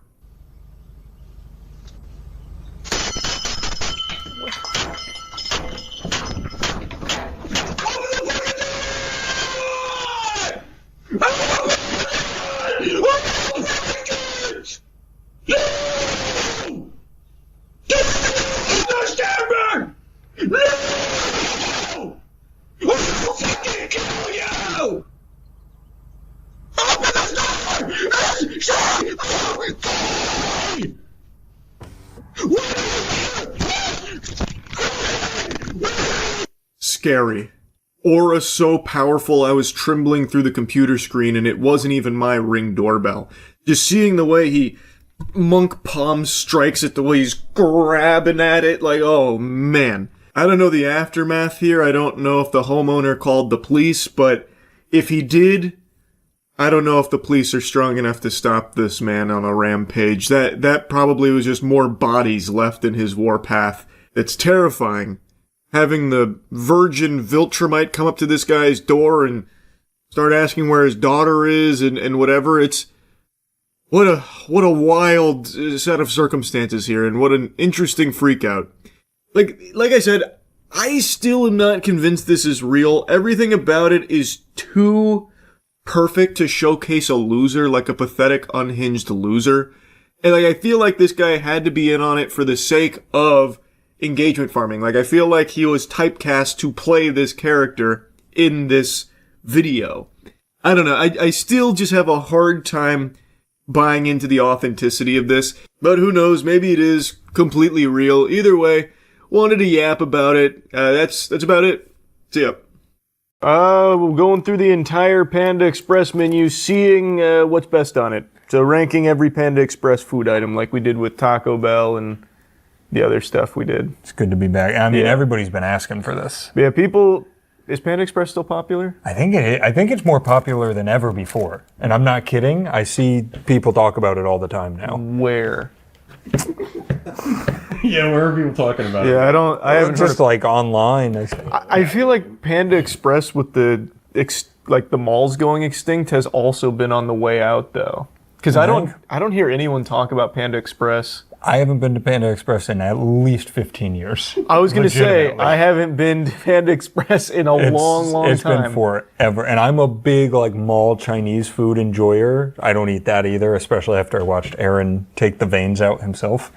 But no, Panda Express is legitimately 15 to 20 years for me. All right, so we got everything. It doesn't look like it, but we do have everything. These are the big platters, so there's a bunch of entrees in here, and these are all the appetizers in one. And then they gave us the nice little tiny packaging. Yeah, I truly feel like this would be us ranking blockbuster movies right before they went out of business. It's like, I think we're so late This is to our this. hit list. Yeah, we got spring rolls, crab rangoon, and egg rolls. Panda Express crab rangoon, huh? That's a big egg roll. That is a big egg roll.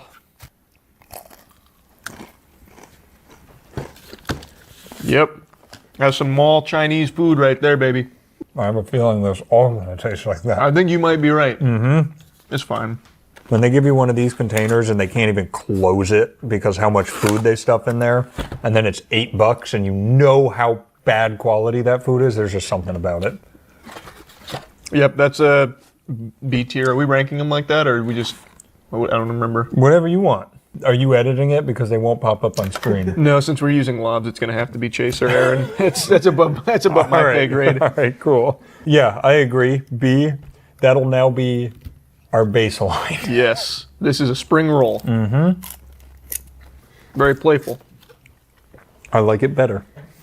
I do too. That's pretty good. What is the big difference between an egg roll and a spring roll? I think the wrapping Yeah. and what's inside. It's got to be the actual roll. Yeah, the whole thing then. Actually entirely different. All right. That was good. That's an A tier. Mm-hmm. Whoa, wait a second. Panda Express showing out right is now. Is there vermicelli in the egg roll? It's a noodle. It's a noodle. It's a little clear glass noodle. I like the spring roll. Yeah, they're cooking right now. Crab rangoon. I always eat crab rangoon the same way every time. If you have the dipping sauce, you grab the two, rip it in half, dip, eat, dip, eat. You hate seafood. You eat crab rangoon? Yeah, because it's not real. It doesn't even taste like crab. It's fried cream cheese. Yeah, it's basically just a cream cheese bowl. Man, that shit is some ass, though. What the heck? That is some poop ass shit right there. That's fried cream cheese, baby. That's terrible. It might get worse, though, so I'm going to go D. That's great to me. As far as crab rangoon goes, not amazing, but that's still a B for me. That's just fried cheese. I don't know. There's nothing about that hits nicely for me. You probably needed the sauce with it. I think it's probably just because I like crab. So I'm expecting it to be crab, and it's just crab. Yeah, it's just really warm, thick cheese. All right. This one has white rice, fried rice, dynamite sweet and sour chicken, honey walnut shrimp. Nice. So that's 2 meats. All right, let's try the white rice. I love white rice. Legitimately top 3 favorite foods for me. Good. I'm glad they ruined it for you. That's not good. I do agree with that. No, that's Give it a C tier. Man, Yeah. they did not try very hard there. That was truly, they threw some shit in a pot and said, we're done. How's the fried rice? Better. There's a little more love put into the frying of that rice A little more. than this. Still not enough love. No. I'm going to go B on the fried rice, C on the white rice. Yeah, I think that makes sense. All right, take a peek in there. That chicken looks kind of good. That chicken does look The chicken good. does look great. So I want to start with the honey walnut shrimp. Yeah, you don't 'cause like I want to shrimp. get it out of the way. I will say, I watched something the other day where somebody said this was their favorite food of all time. The honey walnut shrimp from Panda Express. Mm-hmm. That's a banger, though. You know? That's a banger, though. That made me like shrimp. That is a banger. I don't like shrimp. I like this shrimp. S tier. That is really good. It's like honey chicken, but Yeah. it happens to be a different meat inside. They're cooking when they said this is their favorite food. That goes crazy. I think it may have been. That is some Insano style concoction right there. It may have been Josh, the chef from Mythical Kitchen. That is really good. It's shrimp. If that was chicken, I'd go S. Since it's shrimp, it's an A for me, which is probably the highest ranking seafood I've ever had. That's such a wild bias that you like it that much, but you're like, not chicken. Well, the secret is it's deep fried and smothered in honey. Yeah. All right, this I'm excited about. Dynamite chicken? Yeah, I don't know what it is, but... Oh, it's kind of hot. They weren't kidding. That doesn't fuck around. Oh my god. It doesn't have a kick. White rice. I'm wondering if I can tank it. You probably can. There's no reason to. It's okay. No, you've been practicing. I have been. Here's that if you need to spit. I made some salsa with my tacos last night. I wanted to make some homemade salsa, but every time I make it, it's too much. It's hard to make a little bit of salsa. So I tried to lower it. I forgot to lower the peppers at the same time. I took a bite of that shit. Oh my God, just instant, like airhead. I did it. All right, we're getting back into spice. It's coming back. That's the best I've done in a while. You haven't had spice in years. Mm-hmm. C tier. C tier. You didn't like it? No, it's just hot. It hurts. Painful. Tasted good though. That is an A for me. I really liked that. You definitely need one of them to edit this because we have different opinions too. Oh. This is just like every other place that has a drive-through. They've added either a refresher or a dirty soda. Palm pine lemonade. Palm pine? Mm-hmm.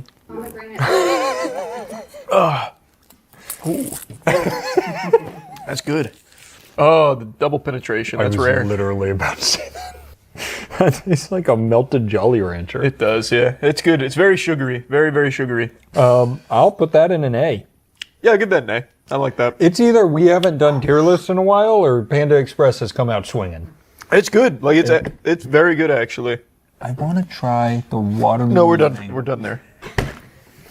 This is why we don't do that. We have artistic differences. Next, we have the broccoli platter. That looks good. Those are my kind of chicken right there.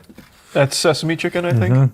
We've got chow mein, super greens. I'm assuming that's super greens. Orange chicken and honey sesame chicken. All right, let's start with the super greens. Piece of broccoli. There that goes. What is it? Is that like... I've got the green, you've got the super. All right. It just looks unappetizing. Yeah. Man, those are super greens. Super green. Oh, there's some green beans over here too. That's got to be part of it. Super greens. B tier. I'm going to go C tier. It's broccoli. I like broccoli. That's fair. Chow mein. Chow mein. Chelsea, there's a chow mein box over here for you. I think you said, I'll have lunch. That's some lazy ass chow mein. The noodles are a little too hard. Very hard. I can feel the noodle in my teeth doing this. Hands down, worse than all mall lo mein that you can get. Fuck. That's not great. Definitely wouldn't recommend that. That's a D tier for me. Remember how I said, man, I wish they would just put their honey walnut breading on chicken? They might have done it. They might have done it. Oh, sinuses are flaring up. That was some hot ass chicken. Woo! That was It's an interesting texture. Oh, you don't like it? I don't dislike the flavor. It just kind of like, that piece broke apart. It's like breaking as I bite it, but it tastes good. Yeah, it's tender. Falling off the bone. That's what I was thinking. I give it an A. I like the shrimp more. I like the shrimp more too, so I've got to put this in B. I never thought I'd like shrimp more than chicken. That's the magic of Panda Express. That's what they do to you. Open your third eye. This is the orange chicken. Orange chicken. That's good. That's the consistency I like my chicken. Yeah, a little thicker. Yeah, Panda Express is a lot better than I thought. Oh yeah, that's the stuff. So just take a little white rice, grab a piece of that orange chicken. I'm good to go. That's sesame chicken. You deep fry some chicken with a big fat breading. You put some sugar on it, and it's good.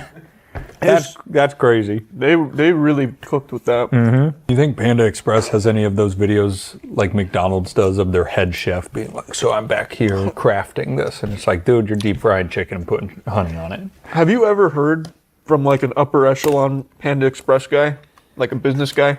No. Neither have I. Yeah, I feel like every other food business has their CEO or like someone up the food chain. Oh, you mean like, have I seen something from? Oh yeah. Even like I thought you meant like, has he ever texted you? I was like, we've talked to a few restaurants, not that many.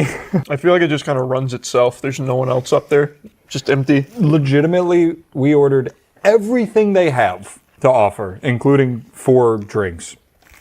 That shit on Uber, you know, it's like, all right, accepting the order, preparing the order, driver's there.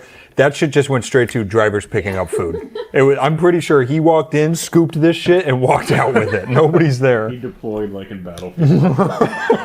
Go. I want to see what the Panda Express CEO is like. I'm getting like Doug Bowser vibes for some reason. I'm getting like Super Smash Bros. When you haven't unlocked the fighter vibes. There he is. Oh, he looks nice.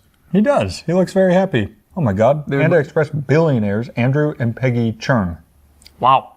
Billionaires off Panda Express, huh? What are prices like on this? I know we're like halfway, but. So, because we ordered different things, we did the bigger plate, and that was $12.50, and that gets you 3 types of meat and then a side, and you can do half and half with the side as well. It feels like decent value. Yeah. Actually pretty good value. Yeah. And then we ordered, those are like the small sizes.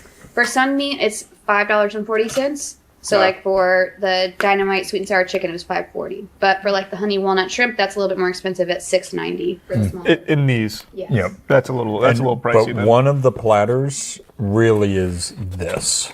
So like this is a platter for, you said $12.50. Yeah. That's a good deal. Don't order a small box of meat, I guess. Yeah, just do the platter, I guess. Yeah, that's because you get 3 of these plus 2 sides for $12.50. That's a good deal. And the refreshers are $3.50. Terrible. Just stop buying refreshers. The appetizers are $2.10. Just drink water. Yeah, drink water. True, though. Just drink water. All right, what's in this little box? This is the grilled teriyaki chicken. Oh. Whoa. Wow. It's like a grilled strip. Remove the box. Oh, yeah, here. Here, and I'll hold one up for you. There's the front. Wow. Oh, that's a shot. Thank you. This is not how I expected their grilled teriyaki chicken to appear. I mean, that is grilled chicken. I hate that. Or actually hate that. I don't hate it that much. It's rubbery, though. That is I can't stand when they do chicken that way. It's That's like F. that gamey rubbery where like it's falling apart. That piece I just got much better. Is it? Yeah. Do you think it goes Like, try piece by that piece? It's the darker meat is better. That's better. Didn't help. That's better. All right. I still don't like it, but Yeah. you saved it from being an F tier. I'll give it a D tier. I'm gonna go C. Compared to these, just don't buy that. Yeah. Like, Yeah. it's. Yeah. Oh, we are so I back. don't like that. We are so back. I don't like that very much. Why don't we wash it down with a watermelon mango refresher? Did you guys see what the Chipotle CEO said today? Yeah, he said if you want more food, just ask for it. Just ask for it. Brother, when I sit there and for the 4th time say, please more black beans, and they give me 3 beans, I don't want to be there anymore. I think I got in a call with you right after. The last time I got Chipotle, the burrito was so little, and I was like, it's whatever. I'm going to ring it up. It's $8.50. $14 fucking dollars for a burrito like this big. I got home, called Danny. That's how important it was to me. And then Monique gets home. I'm telling everybody, I'm swearing off Chipotle. I will never get it again. It's finally, I've been saying that for 2 years. Yeah, but that's been about quality. Okay, and now... Yeah, and what do you think that is? That's a quality... No, that's a quality issue. You're getting dog shit products. We didn't ask for That's more. true. I should have asked for more. Whoa! Yeah, that's very good. Dude. Yeah, I love watermelon juice. Yeah, no, that's very good. So back to shitting on Chipotle. Yeah. Do you think that he actually believes that that's the solution to the problem? There's just no way. The other thing, though, is you know what we all want more of? Chicken. Or beef, except for Chelsea. Well, no, Chelsea eats chicken now. That's huge. We all want more chicken. I can't just ask for more. I have to pay for it. Oh, is that true? If you ask for hey, can you it's looking a little light? Can you toss some more? They're gonna say no. You can pay for double chicken. It'll probably be extra charge. Yeah. Misleading in his quote that he was just ask for more, and not pay us more. Yeah, you can ask for more rice, more beans. I also just think that their chicken sucks major ass these days. I don't know how you excuse their chicken. It is terrible these days. It's really not, especially the one I go to. It's just horrible. Oh, here, I'll use your plate since I spit on this one. What is this? This is Beijing beef. This looks good. I don't know how I feel about a Panda Express mall food beef. Beef, yeah. I think beef always gets scarier. Chicken's definitely more dangerous. Yeah. Red meat just scares me more, even though it's much safer. Yeah. Is it safer? Well, chicken carries salmonella. Yeah, you can fuck up less on beef. It's harder to fuck up with beef, and you probably shouldn't eat raw chicken. Yeah. Yeah, but beef can carry prion diseases. Yeah, or mad cow disease. I guess that's a prion disease. Yeah. Mm-hmm. Do you eat two of them? You guys feeling a little funky He's now? got double mad cow now. No, they cancel each other out. You better eat another. There's not enough brain in there to eat. If we were blind and you gave this to me, I probably would not make a guess that it's beef. No, I don't you think so could tell me this is Beijing chicken, and I'd go, okay. It is good though. Yeah, I give that a strong B. Yeah, I'm gonna go A. Yeah, you seem to really like it. I'm gonna take another bite. It is good. I'm a little hungry. I'm gonna wash it down with my watermelon mango juice. That's my boy. That's my big strong boy. This is mushroom chicken. Seriously, guys, you gotta try this watermelon juice. That's slop. This is like actual slop. Can you see that, Danny? I didn't see it. That's big old What is this one? mushroom chicken. I'm gonna eat a mushroom and a chicken. I'm still looking for the chicken. Is it That's good? not bad. I don't know if you've ever gotten Mongolian chicken from Payway. That's pretty but good. It's very similar to that. That's pretty good, actually. No, that's solid. I thought I was going to hate this. Have you had bourbon chicken from Payway? Yeah. Yeah. I hate theirs. Oh, I like it. You said the best bourbon chicken was the hot bar at my Publix in college. Oh. That bourbon chicken See, went cool. Danny's putting people on the hidden gems too. Yeah, Publix. No one talks about Well, Publix. no, that one specifically. I honestly haven't had it at. I've never seen bourbon chicken at a Publix before. Wait, what are you ranking this? I'm going A. I was going to go A as well. Yep. Wow, I like that. That is surprisingly good. It looks terrible, though. Mm-hmm. This one is the black pepper beef. I can give you another plate. Another plate. That's fine. We've got more. Black pepper beef. Looks like we got some broccolini. Broccolini. Where did I get there? It's a little crunchy. I really don't like that at all. I don't like that one at all. D. Yeah, that's a big slide backwards. I'll go D with you.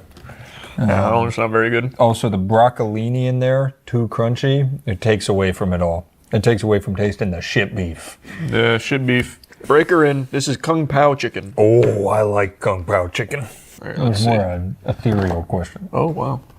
Peanuts. The Kung Pao chicken. It's such little bits of chicken. Yeah, these are very tiny compared to their other ones. Yeah, why'd they do that? I like that. Oh, good. Also not fried. Let me get a peanut. They need to increase chicken surface area. Yeah, why? A tier. Why are they so small? I don't know, but very tiny. It's fucking chicken for ants. I like this a lot. Yeah, this is good. I'm going A as well. All right, you want to go into the box? Yeah, into the box. Look at that. Look at the broccoli beef. Broccoli beef. What do we Can't got? really see what I'm getting into now. Is that the beef? Is there beef gray? Well, it's either beef or broccoli, probably. So. Well, that's their beef. That looks bad. That looks worse than the Beijing beef. You know what this looks like? Puke. No, yeah, but when we did the steak tier list, what the hell was the TV dinner one? Oh, Salisbury. Yep. Salisbury steaks. This does look like Salisbury steak. Ah, dog food. Yuck. Yuck. Dog food is such a great explanation for that one. I'm not finishing that. I'm over 1 for 3 on the beef. I didn't like black pepper. Spit it out. Hated that F. You know what they need to do? Fry your beef. They need to do this again. Just keep doing that. All of your stuff, fry it. Yeah. F tier. F tier. Terrible broccoli beef. Don't be beef. All right, give me something good. No more Come on. beef. We've string bean chicken. Good. Can't go wrong there. Just how Mama used to serve it. I see the beans. There's the beans, and then underneath there, there's yeah. a little piece of chicken. You're not gonna believe what that tastes like. The mushroom chicken Yeah. with string beans. Yeah. I like the mushroom chicken more. If you're gonna get this, just get the mushroom chicken. Yeah. I'll give that one level below mushroom chicken, which I think I gave an A, so I'll give that a B. I think I gave it an A, so I'll go B as well. It was good. We have juice. Yes, we do. Which one you want? I mean, they're all gonna pale in comparison, so just give me mango guava. Mango guava? Who the hell made that? Isn't that like a normal combination? I don't know. And mango guava tea as well. That's quite nice. Go ahead. That's okay. I don't like it as much as the watermelon or the pomegranate one, but it's not bad. Definitely third on the list. B. But yeah, I don't remember what I gave those. I think I gave watermelon an S, maybe. That's an S for sure. Then I gave the other one an A, so this will be B. That makes sense. Perfect. One more juice before we eat our fortune cookies. This is the peach lychee.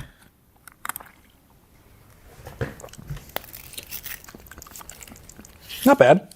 Okay. It's not this, but it's not bad. I'm gonna go another B for me. I think I just don't like lychee. When we did the boba tier list, it also wasn't hitting overly hard there either. That's my least favorite one so far. That'll be a C. C? Ooh, what'd you just steal in there? An orange A chicken? little bit of orange chicken. Oh, you little rat. You're taking all the orange chicken. Oh, see? It's good. It is good. Like, I will say, it's got to be one of the lowest quality foods I gotta be honest, like if I'm ever like, man, I want Panda Express level food, I just do takeout I'm just Chinese. gonna go to Payway. that's what I said. If I have that hankering though for like trash Chinese, I'm just gonna do takeout. I guess Panda Express is takeout Chinese. It's just I'm not going to Panda Express. Okay, stop trying to make me. Eating it or just reading your fortune? I'm just reading it. I don't like fortune cookies. True love is worth waiting for. It's good to know. A great day is around the corner. It's here. That's a real fortune. That is a fortune. Mine is not. Much better than I ever would have expected. Yeah, same. I thought it was going to be pretty ass, but it was good. I probably won't go there, but it's good. No, you won't catch me at the Panda Express, but this inspired me to get some more Payway. Yeah, now I want Chinese food. Yeah. So Payway is not all over the U.S. They only have 130-ish locations, whereas Panda Express has 2,500 locations. Okay. So Payway is just kind of more local for us. Wow. Okay, I always just assumed it was always Panda Express and Payway. I didn't. Payway's good. I get their sesame chicken, man, with white rice. Fuck Unreal. yeah. I'd fuck that shit up. My God. Oh, I remember you and I went there one time. We were sitting in a booth, super cute. It was like, I've never tried that. And I was like, take a little nugget of chicken. Takes one, eats it. He was like, oh shit, it's good stuff. It was so good. It's good stuff. This is now a Payway video. We should have done ranking everything. We should have done. Payway's next. All right, Payway's next. We can do Payway / PF Chang. There was way too much at PF No, PF Chang's. Chang's is a separate one. Yeah. Yeah, Panda Express was good though. It was pretty good. Yeah, I don't want to shit on it. I don't either. I enjoyed it. Exceeded all expectations except on the non-fried beef. Yeah. It definitely hit above its weight class. Yep. Also, Payway does not have watermelon juice. They don't. When's the last time you checked? Never. Great job. Keep it up, Andrew and Peggy. Yeah, I think that was their name. Good quality. Yes.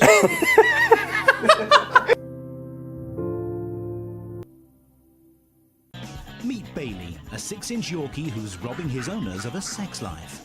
Whoa! Pressing down. I hope Billy the Exterminator pays him a visit. For the job than Tot Terrier, who lives with Jackie, Phil, and 18-year-old Holly on the outskirts of Glasgow.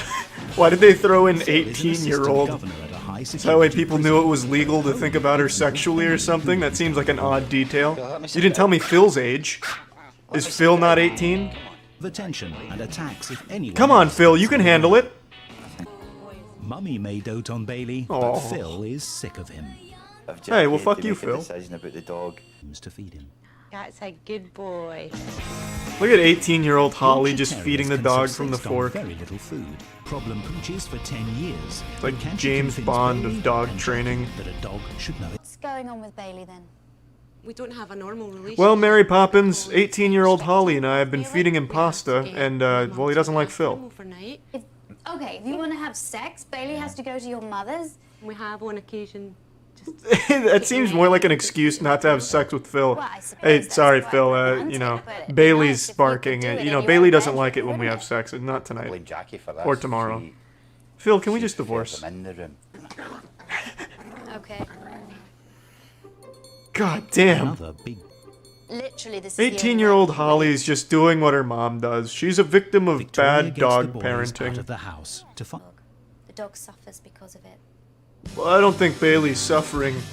Bailey's getting top-tier food, and he is getting to bully Phil and cuck Phil. Phil's just gonna rip ass in the dog's face. That's it. Just back, very quietly. Just back. Don't look at him. Shit your pants, Phil. And just relax. She's a Phil trainer. Yeah, she's here to train Phil to be a man. Not really training the dog. Phil thinks Bailey's a disobedient embarrassment to the dog. But That's a bit harsh, Phil. Especially for a man who's getting cucked by that dog. I wouldn't exactly be talking such big words. Put the treat no. To help Bailey eat, I've decided to feed it this entire thing of chocolate. Playing with him is you're really sort of simulating the kill, as it were. You're on one end of the animal, he's on the other end. Well, to be honest with you here, I don't think Bailey's killing any animals. If the play gets out of hand, Victoria Bailey would struggle against a dust bunny, let alone another living animal. Got your hand. Hard for him. Really hard. But we've created it, so we need to... Phil's stressing out about finally being able to have sex. He's already coming right now. It's been years. It's been years, Victoria. Years. Years. We're just gonna have to dress. Bailey stays off the table and appears to take to dog food. Phil now eats out of a dog food bowl as well. Victoria's backing in He loves kibble. enjoy shared evenings on. We'll take a chance. I still don't fuck my wife. What's up, everybody? It's Critical. I'm playing Sex Squad Adventures in Sex City. Let's do this shit. In the dark of the night, Sex City is in panic because of the terrible Sperminator, whose sole mission is to infect all citizens with various Fuck me, I'm just starting the game. This is for the PC, also, so there you go. Wonder Vag is a virgin, believes in true love, and promotes abstinence until marriage. Power, human lie detector, can tell if a person is lying. I'm glad they defined that term for us. Willie the Kid was bullied as a child because he never grew taller than 4 feet and is now sensitive to others who are different. He joined Sex Squad to prove size doesn't matter. Massive rock-hard strength. Power Pap is sexually active and is a strong believer in getting tested regularly. You know what, I'm gonna stop reading there, and I could have stopped after is sexually active. Who's next? Captain Condom was a scientist who constantly worked in his lab to create the perfect condom. Due to a freak accident, he is now half man, half condom. He spends his spare time handing out free condoms. He's a regular old Johnny Appleseed. I'm gonna go ahead and play as the Wonder Vag. Because you've gotta wonder, what does her vagina smell like when it's doing a handstand? The Sperminator was once part of the Sex Squad. He got infected with an STI, went untreated, and now his goal is to infect everyone with his evil sperm. That is one fucking cruel goal. That is a nefarious plot. Sperminator. I warned you to get tested. Brrr. That's quite a response. Oh, what the fuck is that? He's firing street sharks out of his penis hands. If that's the way you want to play it, here, first question, what do we got here? Using a condom can always prevent the spread of STIs. Is this amateur hour? Oh yeah, give me that. Condoms are really good for preventing... Fuck it, I already know this information. Unfortunately, I can't read, but I do know this information. Oh yeah, get that shit out of here. Deflected. I've got the Captain America Vibranium shield here, you sack of shit. Herpes and genital warts can be spread even if no sores are present. Most people get infected from someone who has no visible lumps, bumps, or sores. Got that one. What the fuck are you doing, Sperminator? Yeah, take that. You trying to get me while my guard's down? My guard's always up. You could say I'm wearing a chastity belt, you sack of bitch. If you receive oral sex from someone who has a cold sore, you can get genital herpes. That's a trick question, isn't it? I'm going with false. I should have gone with true. That's a stupid question. Have they never heard of cold whores? It's when you have sex with a woman who's rather chilly and loose. Hang in there, Wonder Vag. It's just one bit of sperm. You'll be alright. Next question. Here we go. Let's rock. If you wear 2 condoms at the same time, you are being extra safe. Any rookie knows that. This game is simply incorrect. It's spreading false information. They call this sexual education. They may as well call this sexual defecation. I'm fucking appalled right now. 2 condoms, double the protection, double the fun. It's like the woman's being penetrated by a fucking tank. The birth control pill provides some protection against STIs. That's bullshit. Yeah, and it knows it's bullshit. I gave that question the business right there. Try and hit me. No, try. Yeah, there you go. Fuck you. Yeah, you're going flaccid now, Sperminator. Females need to start having a pap test when they start having their period. The fuck's a pap test? Porcupine? Anus?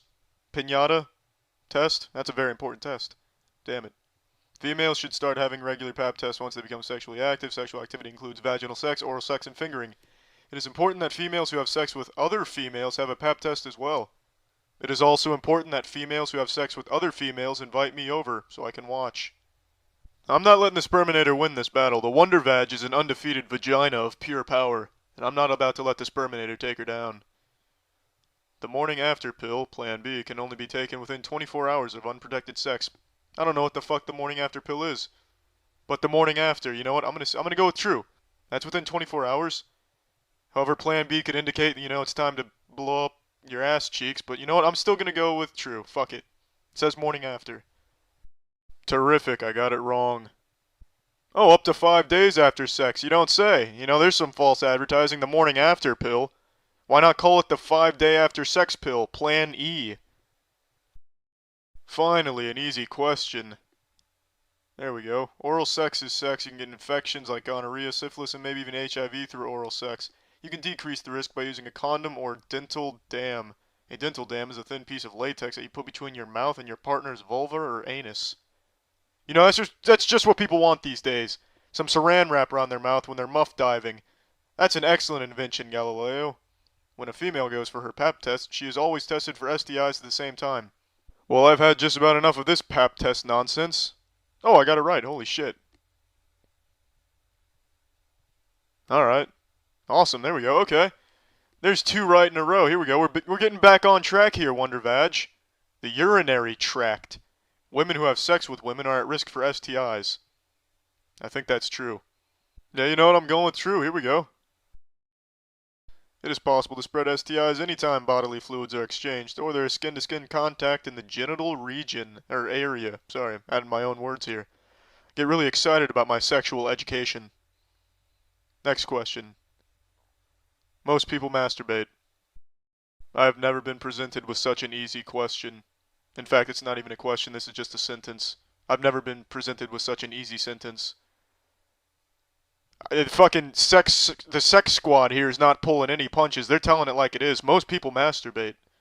Now you have a choice. You can either stand up right now and say, I do masturbate, you son of a bitch, or you can sit down and say, I masturbate. Most STIs occur in people who are over the age of 25. Yeah, that's bullshit. Yep, there we go.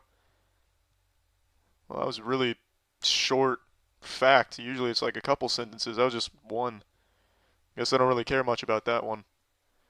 If you want to be tested for STIs, the doctor will need to see you naked. That's about as true as it gets right there, folks. Alright, well, that changes everything. Yeah, that's groundbreaking right there. That should have been true. Please don't hit me, Sperminator. You're a dick. I don't understand. Like, that's a question anybody could have got wrong. The more sexual partners you have, the higher your risk of getting an STI. Everyone knows that's a myth. Except Sex Squad, apparently. Where are they getting this information from? A very unreliable source of information directory? Location? Yep, that's probably where they're getting it. Finally, I got one right. Poor Wonder Vag has been getting showered in sperm. Finally get to deflect some of it back at Commander Cock Arms. Vaseline is a good lube to use with condoms when you're having sex. It's a trap. They just want me to admit I use Vaseline on my nipples. I'm going false. Well, that worked out nicely. That's 2 in a row right there. We're hitting the hot streak right now. Wonder Vag is doing wonderful. Alright, moving right along. Give me that next question. What do we got here? Brushing your teeth right before performing oral sex can help prevent the spread of STIs.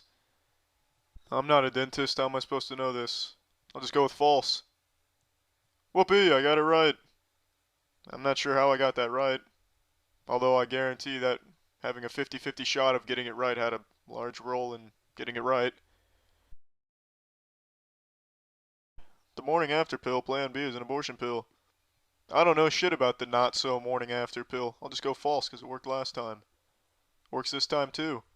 Plan B is not an abortion pill. It may prevent pregnancy by temporarily stopping the release of an egg from a female's ovary. Fuck it, I don't feel like reading the rest. Good enough. I now know what the Plan B, or the morning after pill is. That ought to be useful. That seems like it'd be true. I'll go with true. It was true. I bet that detective on the billboards there is pretty impressed with my deductive reasoning. Alright, let's move on to the next question. Nope, yep, first wiener wielder's gotta fire his semen at me. Here we go. Most common symptom of an STI is discharge. Well, why not just ask me to explain the Copenhagen interpretation? I don't fucking know what this one is. I'm gonna go with true. Of course, why would it be true? That would mean I get one right. That would be a fucking shame though, wouldn't it? I feel as though these questions are geared towards females, considering I'm playing a female character. Wonder Vag, to be precise. She's more than just a female. STIs that are not treated can lead to infertility. That's something that seems true. There we go, it was. But yeah, like I was saying, like I feel like if I was playing Captain Condom or Willie the Kid, I'd be getting a whole different lot of questions. You can't get pregnant if the male pulls out before he ejaculates. Who is she getting fucked by? Captain Planet? Oh, I actually got that one right. Oh, thank goodness they put coming in parentheses. I would have never known what coming was. They finally cleared that up. The clouds have been lifted. The sun is shining. Sperminator has been defeated. Alright. You have answered so many questions correctly that you have actually cured the Sperminator of his infection. He once again joined the sex squad and now does his part to keep Sex City a safe and happy place. If you have been having sex, make sure you come to the clinic to get tested and have your questions answered. Once again, the day is saved, thanks to Wonder Vag and her titties. That actually had a really happy ending. Sperminator went back to being a human, and Wonder Vag did what she does best, saving the world. Alright, well I'm done playing this. Well, that's the end of this video. Remember to rate the video, comment the video, and subscribe if you want to see videos similar to this one. See ya. Good afternoon, viewer. You're watching the Face Trainer Basic Training Instructional video brought to you by Radiancy and No. It's in the game. I'm your host, Shitter. This device is what you get when beauty and diarrhea amalgamate. Before you begin your abstract expedition through the human psyche using the Face Trainer, you must first learn the basic steps. The first step is learning the surprise puppy dog technique. This move is integral to the Face Trainer. Simply open your mouth as though you'll be bobbing for apples shortly, then look straight up into the sky. The final product should look as though you've just been hit by a fucking taser. Now that you've mastered the basics, it's time to move on to some advanced training, so strap in, you son of a bitch. Now listen, just because you paid $200 for this poorly designed Power Rangers helmet doesn't mean you're entitled to a good face training. You need to put that work in. If you don't put that work in, the only thing you're training is my patience. I'm not gonna shit here and listen to your piss hit the toilet seat. The under eye, smoother. Once you're wearing the Face Trainer and are thoroughly embarrassed, you can begin by putting your fingers in this position. Think of it as though you're about to use the solar flare attack from Dragon Ball Z. Then initiate the surprise puppy dog technique. These two working in cahoots are guaranteed to drastically reduce your self-esteem. Isn't that wonderful? Let's have a recap of what the fuck you just witnessed. You saw the surprised puppy dog, fingers in place, head back, bring lower lid up. I believe that's supposed to be lip, must be a typo, whoopsie. And the puppy dog face. The puppy dog face is not to be confused with the surprised puppy dog. As I'm sure you're well aware, those are two entirely different emotions. You can go fuck yourself if you think they're similar. This is a human face without skin. The smile line smoother. Start by going into your surprised puppy dog stance, then put your finger under your nose and in front of your lips. You should look like you're telling a noisy giant to please be quiet while he's in the library because you're trying to read. Then give your finger a little old smooch. This exercise targets both your willpower and your will to live. This is the ultimate form of endurance and should be just what you need to get that perfect facial training. I'm still here. As you watch this gentleman practice the smile line smoothing technique, I'd like to share a few testimonials with you from our happy customers. The first one. This is shit. I like shit. Therefore, I like this. That one's from me. Here's another. If I could only take one article of clothing to a club, I'd take this. Because then I could wander into the women's bathroom, pretend to be a toilet seat, and have a bunch of women sit on my face. That one is also from me, and that's all the testimonials we have. Skinless face again, folks. The chin and neck toner. Now that you realize purchasing the face trainer was probably a mistake, it's time to punish yourself for it. Put your hands in a position that simulates strangling yourself, then look up to the sky and perform a series of complex ululations. If you have managed to survive the chin and neck toning procedure, then congratulations. You have fucking trained your platysma. You gave that bitch a workout. And you've trained your sternocleidomastoids, also known as the neck titties. The eye opener and forehead smoother. This is the most difficult technique because for this you have to read the mind of an alien. This is no easy task, I can assure you of that. Now, as you can see, she was unsuccessful in contacting extraterrestrial beings on that attempt. However, this does not daunt her. She still gives it a try, and you should too. You should try the face trainer now. Train your face, train your senses, train your ass cheeks. Use it as a Halloween costume and say you're a Ninja Turtle. I don't fucking care, just order this. You could be sitting there not training your shit, or you could put this bitch on and train the fuck out of your shit. Pick your phone up right now and call the face training Yippee 800 number and order this. The ball's in your court, so what are you gonna do?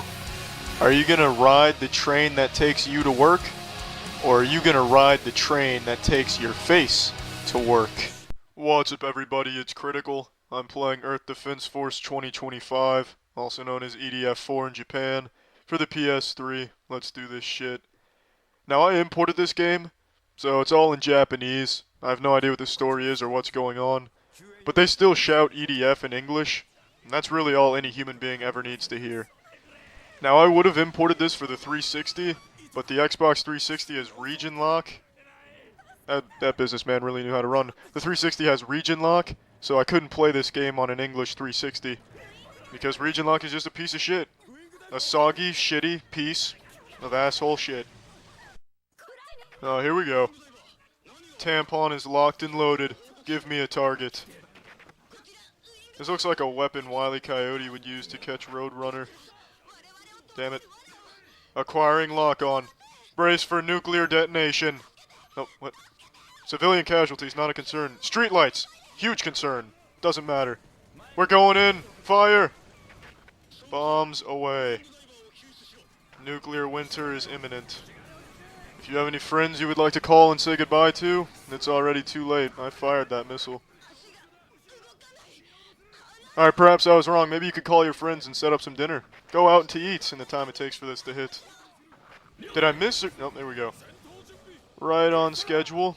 That shot is called faster than light. Do you think I need my jetpack? No, I do not. How do you like this? Sparkler's gone wild. Alright, I'm gonna use the cannon again. Fuck this. And fuck you, Ant. Where are you going, Ant? Oh, well, that building learned a thing or two. Give me this armor. Give me this armor. Oh, fuck. Shit. Sneak attack. What the fuck is this? That ant is a lot stronger than he looks. I guess he nominated me to be Earth's ambassador to aliens. Well, bake my turkey. I have no idea what this trophy's for. I can't read it. I can read the 200 on it, though. Is that how many push-ups the ant can do? I fear no singularity. Galactic anomalies, vortexes, spaghettification, it means nothing to me. I am an EDF trooper. Although this wall may have consumed me, the only thing truly being consumed is your species' chance of victory on my planet. Since when do they even make walls out of quicksand? This is fucking absurd. Bask in your brief triumph. For the second I pop out of this wall, you're fucked. Why don't you come a little closer? I'll show you the what for. Oh, I've got you right where I want you. Just as I predicted. What the fuck? Not this again. Set me down right now, you titty perspiration. Take this. There we go. All part of the plan. Set phasers to fuck. We're coming it. Perfect. Oh, I can still shoot it. Alright, here, take this. Yeah. I may be caught in the iron web of ill will, but I can still take out ants. Alright, stop trying to swim through the spider web. Let's try and fall through it, if possible. I tell you, this building really costs an arm and a leg. Oh, thank you, ant. I mean, I was just looking at the real estate. What was I thinking, you know? Here, take this! Awesome, the explosion killed me. You know, I really appreciate that interruption, ant. You're just tugging your mammary glands. I'm looking at houses, but no, thank you for that. Will you stop rubbing your ass cheeks on my tank? Oh, there you go. Just keep running into my tank. That's really safe. Oh, you fell, damn it. See, that's why you bring knee pads when you're running into a tank. Safety first. So you called your friend over here. I guess this is the best way to survive an alien invasion, just run into my tank. They're getting closer. Keep running into my tank, quickly. Come on, get on. Oh, she's taking me for a ride now. What the fuck happened to him? Did my tank eat him? Did they just disappear?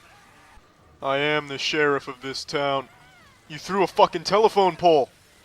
You may have rendered telephones useless, but I can still call your Aunt Queen a bitch. Let's get him, R2-D2. That's right. Who dares challenge the fury of my sterile garbage can? I'm just going right at him. Take this, you sack of shits. Oh, fuck, fuck, no! Get him, Roomba! Get him, yeah. How do you like this? I got a whole nother one, yeah. I can actually heal more than they can damage me. It's a stalemate. Somebody time me. I think I'm setting a new record for the mechanical bull. Except I'm using an ant, so, I mean, should still count. Oh, fuck, shit. You had enough, ants? You wore yourself out? Who else dares step into my arena? Come on. Challenge. Oh, fucking bastard. Alright, well, he thinks he's got what it takes. I'm actually gonna fight back this time. Alright, I need a better gun. I didn't realize the explosions were just confetti in disguise. Let's try again. Danger close. I missed. I do apologize to the inhabitants of that home. But I must break free! There we go. I need to find a safer location. Oh, damn it, it's a stampede! Run! Where's the fucking? Full of shitting? Son of a bitch. Alright, well, the explosion killed me there. Not quite sure what I was supposed to do. I mean, I just got up, and then I got scooped up. I realized the mission has failed, but you don't need to dissect me. That's really nice. You know, that's really civilized. Do you use a napkin when you eat, too? Remember to chew with your mouth closed? Oh, perfect. Just throw me like I'm a frisbee. You know, just toss me aside like I'm a fucking tumbleweed. It's a Warhammer symphony. Fuck those Beethoven versus Mozart arguments. It's all about the Warhammer versus Warhammer arguments, in which the only true answer is Warhammer. Alright, well, I'm done playing this. Well, that's the end of this video. Remember to rate the video, comment the video, and subscribe if you want to see videos similar to this one. See ya. Yesterday I learned about a wild Italian heist attempt where a group of armed men, armed to the gills, mind you, one guy had a bomb suit. He looked like the Juggernaut out of Modern Warfare 2. Were able to stop an armored vehicle carrying a bunch of money, and chaos erupted. There was a firefight. Miraculously, nobody was hurt in it somehow, but I can tell you, their plan went tits up real quick after they blew up the truck. It's something you have to see to believe. Now, right before I was talking about this Italian heist, learning about it, I was learning about how a dinosaur convention called DinoCon had recently just banned a ton of people that were named in the Epstein files from attending. So you're going to see a pretty interesting headline even before the Italian heist here. I'll go ahead and show you some clips of that after the heist, because that too is also fascinating. But I think the heist is probably what you're going to be most impressed by. You see the heist in Italy today in traffic with fake police cars? GTA shit. Fake police cars. Oh, I didn't see this. Armed robbery in Italy attempted to pull off insane daytime heist on an armored vehicle in the middle of a highway. Oh my god! Yeah, I don't think I can pull this up on stream. I don't know if anyone got hurt in this, but they just blew up the fucking car. What did they do? Fucking slap C4 on it? What was that? That also didn't even really look like an armored truck. Looked like just a normal van. 8 gunmen were posing as police with flashing lights. They blocked the road by setting vehicles on fire. They then used explosives to breach the van and exchanged fire with Italian police. Somehow the craziest part is that no one was injured and 2 of the bad guys got arrested on the spot. Okay, then I guess I can pull it up if no one was injured. Look at this shit. It actually does look straight out of a movie. Stanno rubando il furgone, guarda. Guarda, guarda, guarda, guarda, guarda, guarda. Guarda. Hanno rubato il furgone. Guarda. Guarda. God damn. Santo. Hanno fatto scoppiare in diretta. Guardali, guardali, guardali, guardali. Guardali, guardali.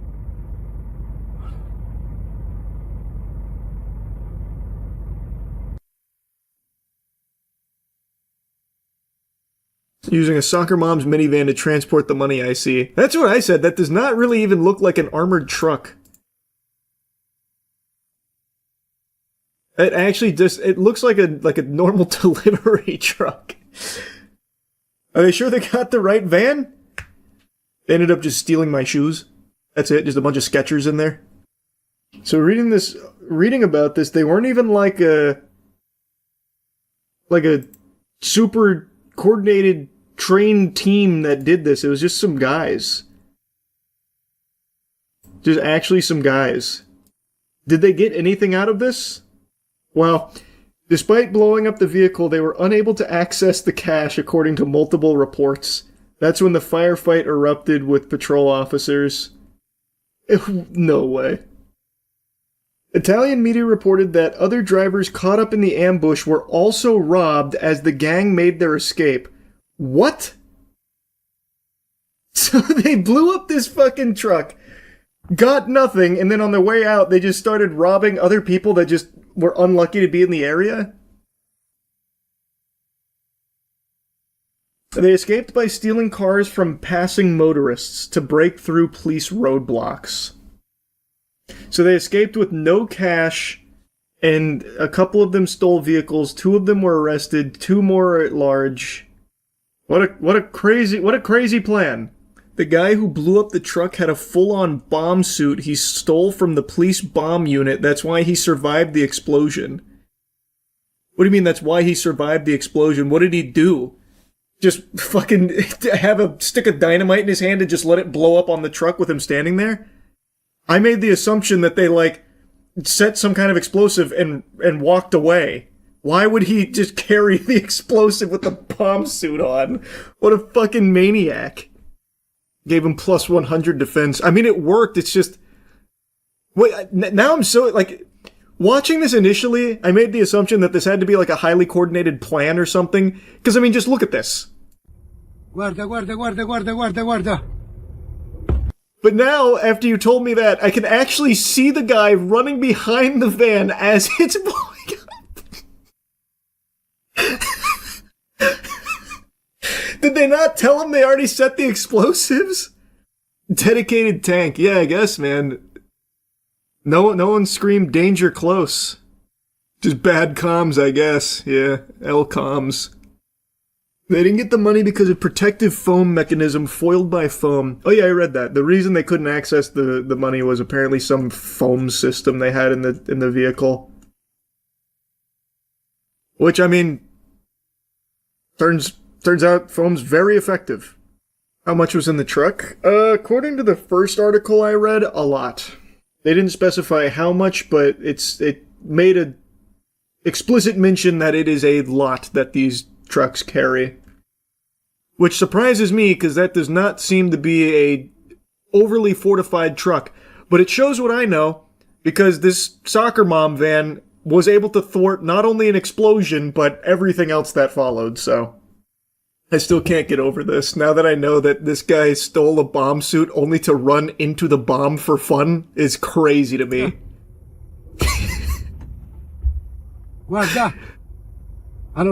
He has to be deaf, right? Now, I don't know a whole lot about bomb suits, but he's gotta be deaf. They had to blow his goddamn eardrums out, right? Wile E. Coyote-ass strat. Yeah, I have no idea what his thought process was there. Why steal the suit if you're not gonna use it? That's a good point. That's a good point. They went through the effort of stealing the bomb suit, god damn it, they're going to get some usage out of it. Put it through its paces. Dinosaur Convention bans all paleontologists named in Epstein files out of safety of our attendees. Wait, what? We find it deplorable that some established paleontological organizations are not taking firm action, DinoCon's statement reads. What? Oh my god, don't you fucking dare. One of these dog shit journalist sites that force you to pay just to read the rest of the article, you make me sick. DinoCon, a UK-based paleontology convention, issued a statement regarding the scientists, authors, and researchers named in the Epstein files, noting those associated with the late sex offender were officially banned from the annual event. How many paleontologists were named in the Epstein files? I must have missed that. While the convention statement did not name the individuals, the Monday announcement made it clear DinoCon would not tolerate their presence at the July event. We at DinoCon take the safety of our attendees, speakers, and staff very seriously. As a result of the release of half the Epstein files, it has come to light that a select number of scientists, authors, and researchers relevant to the field of paleontology allegedly engaged in correspondence with members of the Epstein organization after the convictions of Jeffrey Epstein. We want to state that all respective individuals are banned from our events. I mean, that's it. Hey, that's good. I'm happy to hear that. Had no idea there was paleontologists named in the Epstein files. Additionally, we find it deplorable that some established paleontological organizations are not taking firm action to protect their members in light of these allegations. As such, executive committee members from organizations that are not issuing public bans to these individuals are also banned from our events. We do not tolerate those who allow this behavior to go unchallenged within our community. Wow. Actually doing more than like half of everything else out there. You have to remember that Stephen Hawking was a regular. Epstein saw himself as an intellectual trying to unite the smartest people in the world. That's a really good point. I guess maybe I just don't know a ton of paleontologists. So it was not easy to recognize them. But that is a good point, yeah. I just looked it up. Apparently one of the biggest names is Jack Horner, a famous paleontologist who even worked on Jurassic Park. So it would seem. Scientist Jack Horner linked to Jeffrey Epstein in newly released DOJ files. The Stranger Things series finale just aired. 10 years. 5 seasons. The journey is now concluded.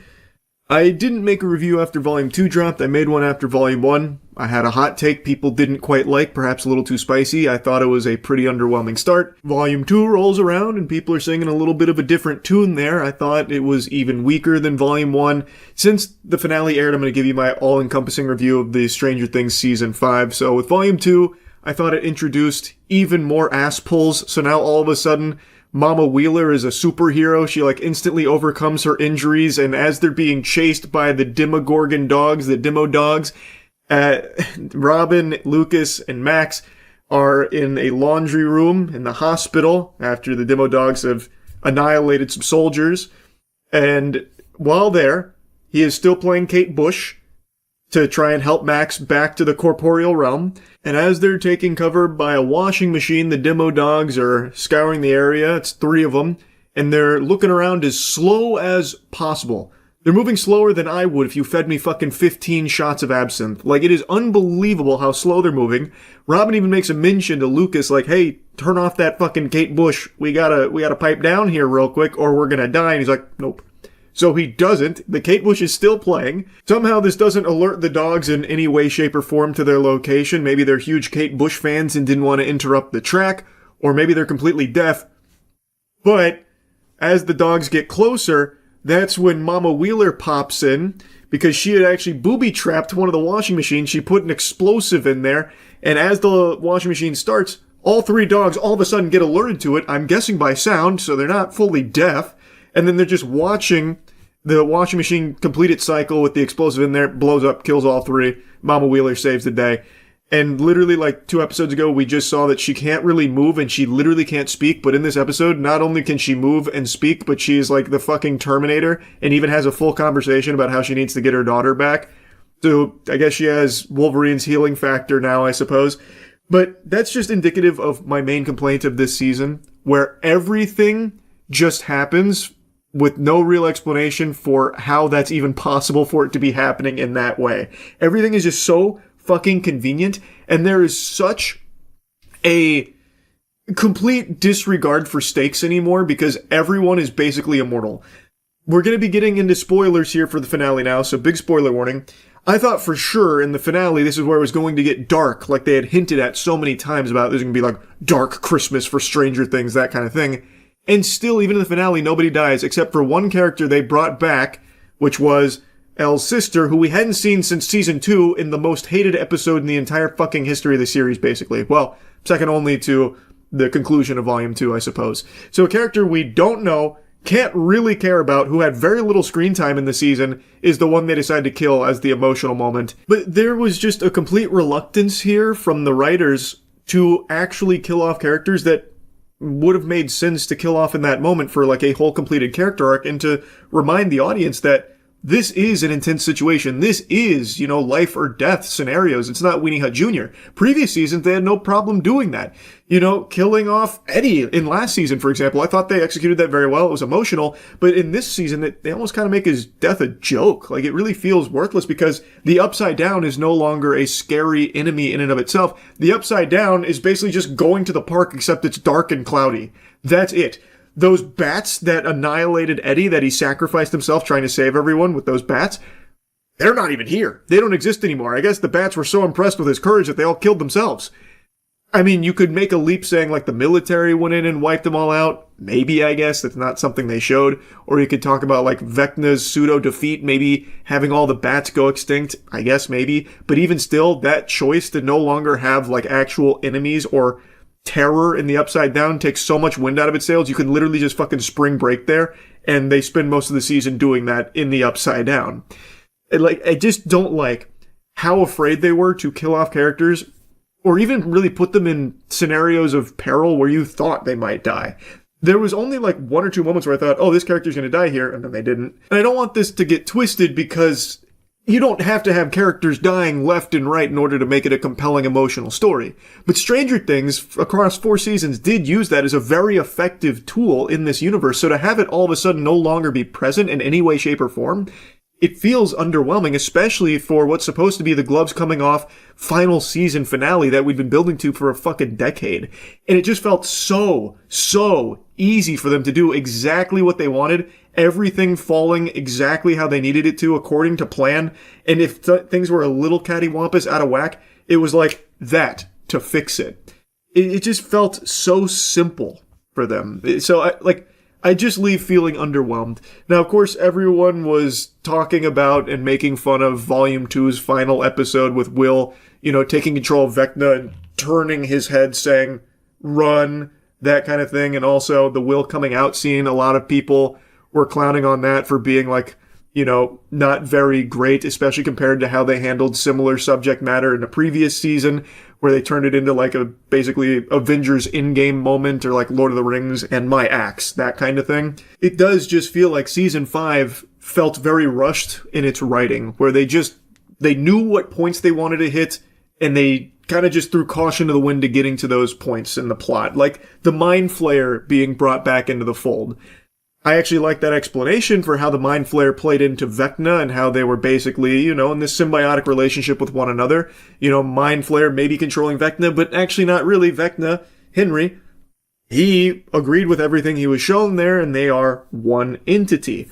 Very cool, considering we were all led to believe that it was Henry controlling the Mind Flayer. I thought that was cool. We get a little bit of Henry's backstory, which was alright. I didn't love his backstory all that much, but it was decent. What I did really like was the explanation for what the Upside Down is, being a wormhole. I thought that was great. I thought that was a very cool explanation, and it did add a lot to the finale, where it's like, his plan is to merge the Abyss, which is where, you know, Henry was blasted, you know, banished to the fucking Shadow Realm in the back rooms, sent him there, and then that wormhole ties into L's origins.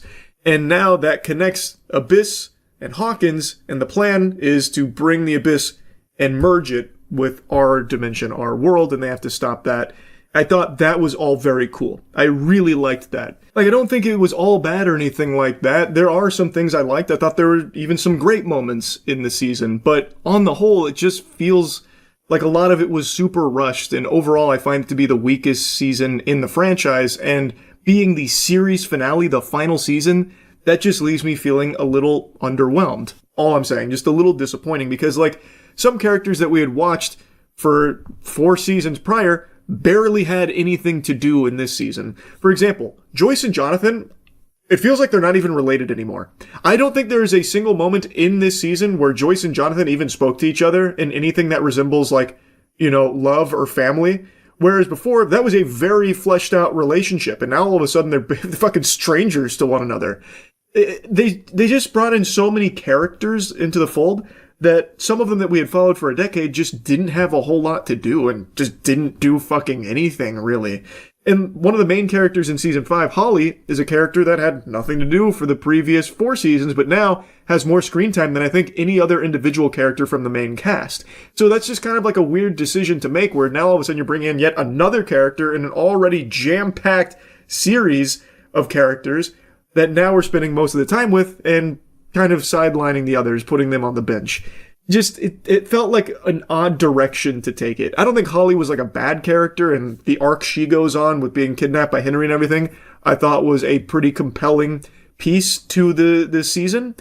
But I also don't think it necessitated that much screen time and that much focus, which was taken away from the rest of the crew, who then, when we see them, they basically solved all the problems and are in position now to execute their plan, and you're left wondering, well, how the fuck did we even get to this point? You know what I mean? Those are kind of like my broad strokes impressions of season 5 as a whole, but I want to talk specifically now about the finale, because I liked the finale much more than most of the episodes of this season.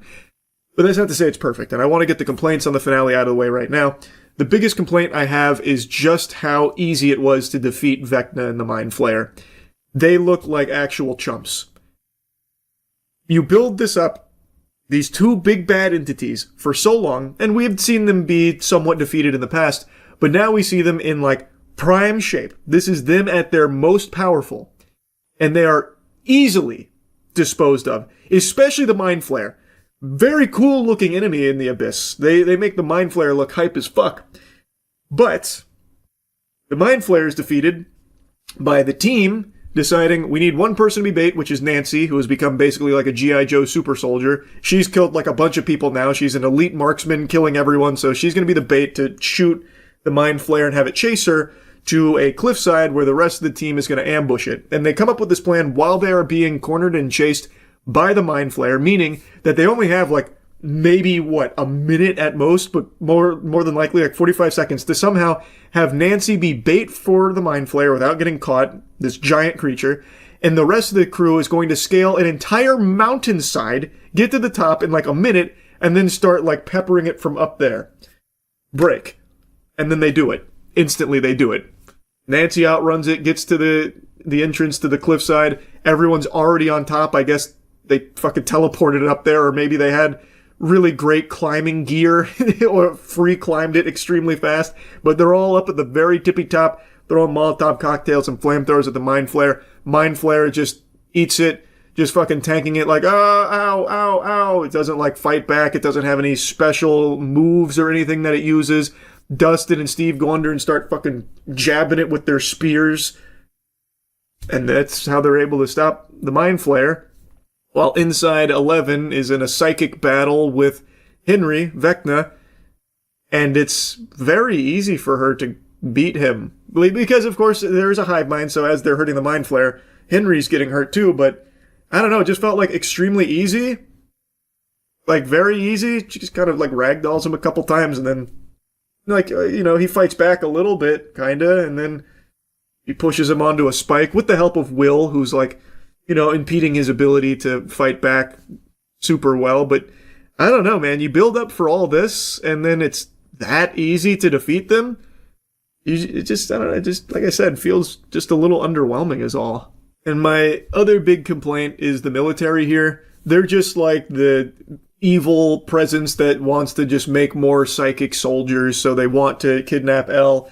And that's all they really care about. So after they saved the day, prevent the Abyss from crashing through, as they're escaping, the military was aware of their plan because they were able to, intercept the others, put it all together. They ambushed them. Big burp, huge belch. And while ambushing them, that's where Elle makes, like, the heroic sacrifice. And then, fast forward 18 months, the military's completely left Hawkins, and all of the characters are back to life as normal. Excuse me? Nancy herself mowed down like 6 soldiers we saw, like, from the top of a truck. She just kills like 6 dudes.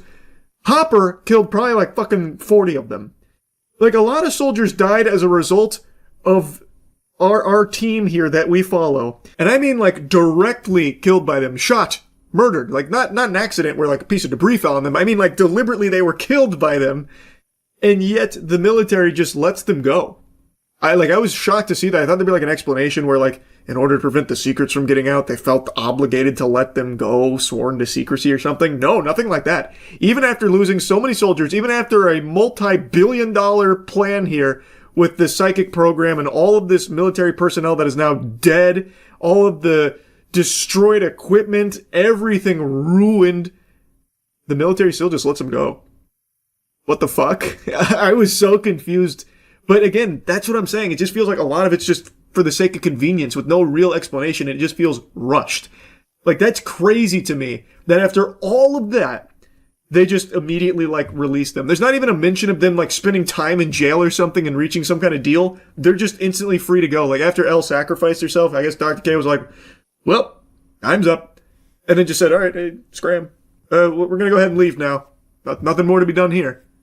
Unless I missed something, but I don't think I did. And even if I did, I really can't think of any explanation where they'd be like, oh yeah, all those soldiers you killed and everything that you've done here that was highly illegal, that led to so much death and so much destruction, we're okay with that. We're just gonna leave and, let bygones be bygones. That was weird. That was just weird, is all. And I don't want to harp too much on the negatives, because like I said, there were a lot of things I liked about it. But man, come on, for the final fight, it is over in less than 10 minutes and not a single Demogorgon? Like, you're fighting on their home turf. Not a single bat, not a single Demogorgon. It's just Vecna, just Mind Flayer, and they just get fucking slammed. They get their hams steamed instantly by the team here. Like, come on. It just felt like such a weak final fight. Like, it wasn't climactic. Like, the actual death of Vecna, I thought they did great. Like, after he's defeated, everything that happened after he died, I thought was solid. Basically, everything once Vecna died, and, well, excluding the stuff with the military, I thought was handled well. Like, I love Joyce being the one to deliver the final blow to Vecna. I love seeing how awful Vecna was to the cast. Every traumatic experience they went through, having a flashback to it, having seen all of these horrible, irredeemable things that Henry was responsible for before Joyce delivering the final blow, I thought they nailed. But not having, like, a real, like, intense final fight just weakens that experience. And to have the Abyss, this new area, this new planet that we are told is the home turf where all the Demogorgon, bats, all the nasty, evil shit lives. This is their home turf. You're expecting it to be salty spittoon, crazy, scary. But then you get there, all of our heroes get there, it is completely empty. A barren wasteland, more empty than a fucking Blockbuster. Not a single iota of life to be found outside of them instantly going to Vecna and the Mind Flayer. There is nothing else there that impedes them on their journey. It just feels super rushed. Now, I want to get to some of the things I liked here about the final episode. As I said, post Vecna death, I really liked how they handled the characters and where they went from there. The epilogue I actually thought was solid, though I do think it dragged quite a bit. I feel like they killed Vecna pretty early on, and then it was like an hour worth of epilogue, so maybe that was a bit much. But I think overall, they did a good job handling the end of these characters in Hawkins and what that looks like. So seeing, Dustin being valedictorian and giving a really inspirational speech to everyone about, the chaotic good, tying it into Dungeons and Dragons, which, is part of the show's DNA. I thought they handled that great. I thought it was a really good speech. Dustin then moving on to become big bookworm, but still, making time to see his best buddy Steve, and Lucas and Max, them just, falling deeper in love over time, having their happily ever after. Will moving to a new area, finding more friends, finding a partner, being accepted. Mike wanting to use his talent for storytelling in order to share, the heroic journey of his friends and his party and what that means in the context of like D&D storytelling. Ending with him watching Holly and her friends now playing D&D in that basement, because now he and his friends have grown up. Now it's the next generation's turn.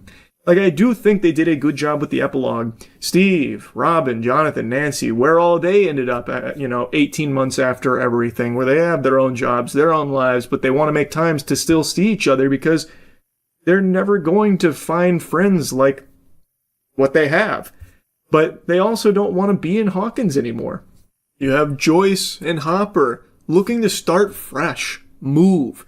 He gets a new job, proposes, they're getting married. Like, it's all very touching. I think they did a good job with the emotional beats to wrap up the characters.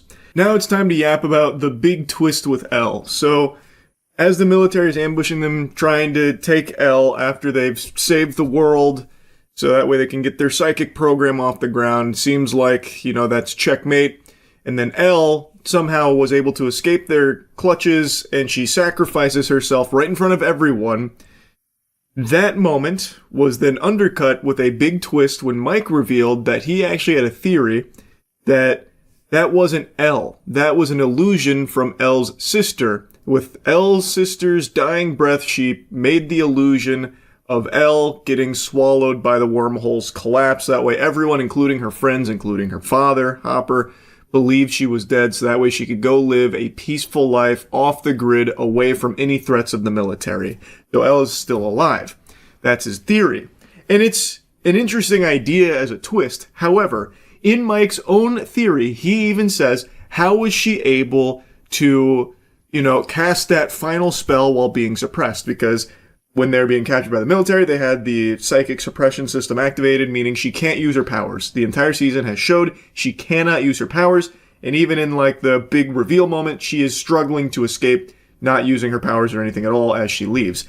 However, there's a huge fucking plot hole here where Elle was somehow able to drag Mike into the void to have their final goodbye and their final kiss. How was Elle able to do that while being suppressed by this military equipment? I guess you could say while she was escaping, she got far enough away that it stopped being effective on her. But I don't think she had enough time to do that. So there's a glaring plot hole that they even point out, how did she cast a spell while being suppressed? That doesn't make sense. And then, when giving the explanation for how that was possible, they still had her use her powers through the suppression, with Mike being pulled into Elle's mind with her. That's still her using her ability, right? Through the suppression system. So, there's still question marks for how that would be possible. Mike's theory, it does sound plausible if you forget about the suppression system being active at the time. I'm sure Hop would have told him about Callie's death, so this would be something that he could start to like rationalize as maybe they had this secret plan together. The twist as an idea, I think, is cool. And it does make sense with, Hopper's speech being so emotional and having Callie hear that, her wanting to maybe do something to save Elle's life so that way she can go live the life that, she's always wanted and always deserved, being able to live peaceful, happy, that kind of thing. But I don't think they were able to really pull it off in a way that makes sense, because you just have to like forget how things have already been established in order for this to work. Also, the lab blew up like way before Elle was taken away, and that's where Callie was in Mike's theory, projecting this illusion of Elle. So when it blew up, that should have also fucking evaporated the illusion too, because Callie would have died there way before Elle did, yet the illusion was still there. It persisted. So like there's just multiple things about it, like this theory, that don't really work when you stop to think about it. Now, there is an explanation I've seen people say that I think kind of makes sense here, that it's a coping mechanism for Mike. This is how he's going to accept what happened and move on, by making up this happily ever after for Elle, even though it's not the reality of it. I think that makes a little more sense, where that didn't happen. That is just, a story that he's telling that brings him and the rest of the party comfort, believing Elle is out there, having her happily ever after as well. But the reality is, she did sacrifice herself there in that moment. I think that makes more sense, that this is just his story. This is what he chooses to believe, as opposed to being what actually happened. Just my overall impressions of the season are that it felt rushed, and a lot of things about it I just don't think worked, and kind of betrayed what they had set up for 4 seasons worth of build-up and emotional stakes and weight. And their reluctance to like kill any characters, I do think, was to the detriment of the season. And I really just don't understand why they kept like pretending that this was going to be like the darkest season ever. I hope you're ready to have a fucking sad Christmas with volume 2 coming around and all that. Like, I don't get that. Maybe just the big bait and switch or something, because it really is like the truest happily ever after I've ever seen to a show, to a degree where in some cases it literally just doesn't even make sense how they were able to pull it out of their ass that the characters survive. So, I won't yab about it too much. It's already been like fucking 20 minutes. It wasn't a bad finale by any means. Like, I do think there were quite a few things to like about it. But the season as a whole, I think, is definitely the weakest. I think they really wanted to wrap this up, and so they kind of speed ran a lot of things with it, which just is a little disappointing. Anyway, though, that's really about it. So, yeah. Roblox is one of the most popular platforms on the planet. And I don't mean just for gaming, I just mean in general. Like, in just normal existence, Roblox's numbers are unfathomable. Kids probably know the name Roblox before they know the name Jesus or Santa Claus. Roblox is more popular with kids than the common cold. Let me just slap you with the cold hard Carfax here with the numbers. Roblox recently just broke the record for most concurrent users on a gaming platform. They hit 47.3 million concurrent users, which absolutely fists Steam's previous record of 41.2 million. And at least 77% of that record comes from only 2 games, Grow a Garden, which has become a fucking Godzilla kaiju level success over the last couple months, where it's been breaking records left and right for concurrent players. It got to 22 million, which is the highest for any single game ever, absolutely biblically smacking down Fortnite's record from its prime. And another game, Steal a Brain Rot, which had 15 million concurrent. These numbers are unfathomable, especially when you consider the fact that more and more people have had their eyes open to the danger of the platform. Over the last couple weeks, Roblox has been getting fucking torched. It has been getting flambéed by the general public because many people have now become aware of just how many predators have been rampant on that platform for years, unchecked. And really, the straw that broke the camel's back was when they banned Schlep. And they made a strong stance against vigilantes who were getting predators arrested from their platform because Roblox was not doing enough on their own. Roblox pulled some galaxy brain chess maneuver and just showed the world its entire asshole, and it was rotten. Roblox has made like a really aggressive, strong, scorched earth stance against the people that are stopping predators on their platform, as opposed to channeling that energy to going after the predators themselves. They seem more upset that people are talking about and doing something on their own about these dangerous, evil individuals on their platform. Yes, over the years, Roblox has, of course, reported dangerous people to authorities, but they've clearly missed some. They've slipped through the cracks. And as such, a lot of children have been victim to some horrible people. You can find so many stories about this happening and Roblox's lack of action. It's sickening. So the community took it upon themselves to start trying to do something about it because Roblox wasn't listening to them and they clearly weren't doing enough. And instead of like working with the community to try and make it better, Roblox instead attacked all of them and made this like, you know, fucking wearing the Infinity Gauntlet, we will snap away all vigilantes. And then crickets about the pedophiles.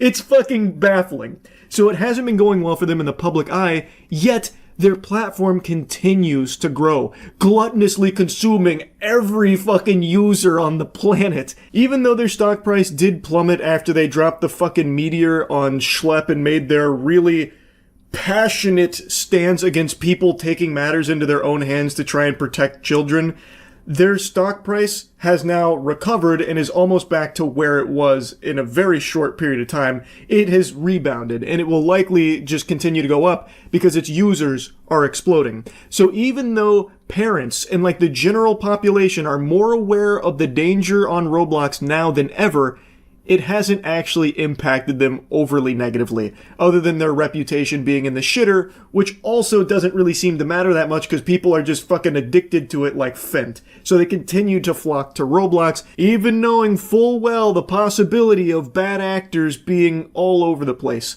You could queue up for a steal a brain rot game or, God forbid, wait in line to meet LeBron simulator, and then next thing you know, you're waiting in line next to a Meep City veteran who's talking sexual and trying to get you to go to their fucking Telegram or some shit, or talk to him on Discord. It's a huge problem. People are aware of it, but it is still growing.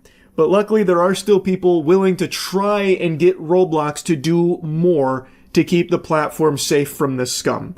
There have been a lot of stuff that we've already covered, but the most recent being Law by Mike, who has now joined in this fight against Roblox, where he has announced he is suing them. And he is actively looking to gather more evidence from more victims about all of the traumatic experiences and all the horrible things that they may have gone through on Roblox to try and get Roblox to do more to moderate that platform to keep the kids safe on it. Because it is a platform mainly used by children. Also, I've mentioned this before, the fucking CEO, Dave Buzuki, I think that guy is a real creep. I think he is such a weirdo. It was pulling teeth trying to get Roblox to acknowledge that 17 plus, that still is a minor. So he is the guy that's pitching Roblox as having like a companion app, or not a companion app, being half gaming and half dating for 17 plus. He wanted a 17 plus dating service to be in addition to Roblox as a gaming platform. And not only that, all of like the adult games on Roblox, like the spicy content adult games, are 17 plus. And they were locked in on that. They planted their fucking feet and refused to budge an inch, no matter how many people were telling them that 17 is still a minor. You shouldn't be able to have adult access given to a 17-year-old and like a 17 dating app. It's so fucking weird, but they were really like, they planted their feet on that, and it's only recently that they finally said, okay, 18 plus. What? I cannot believe how hard it was. That should be a huge red flag to a lot of people, I would say.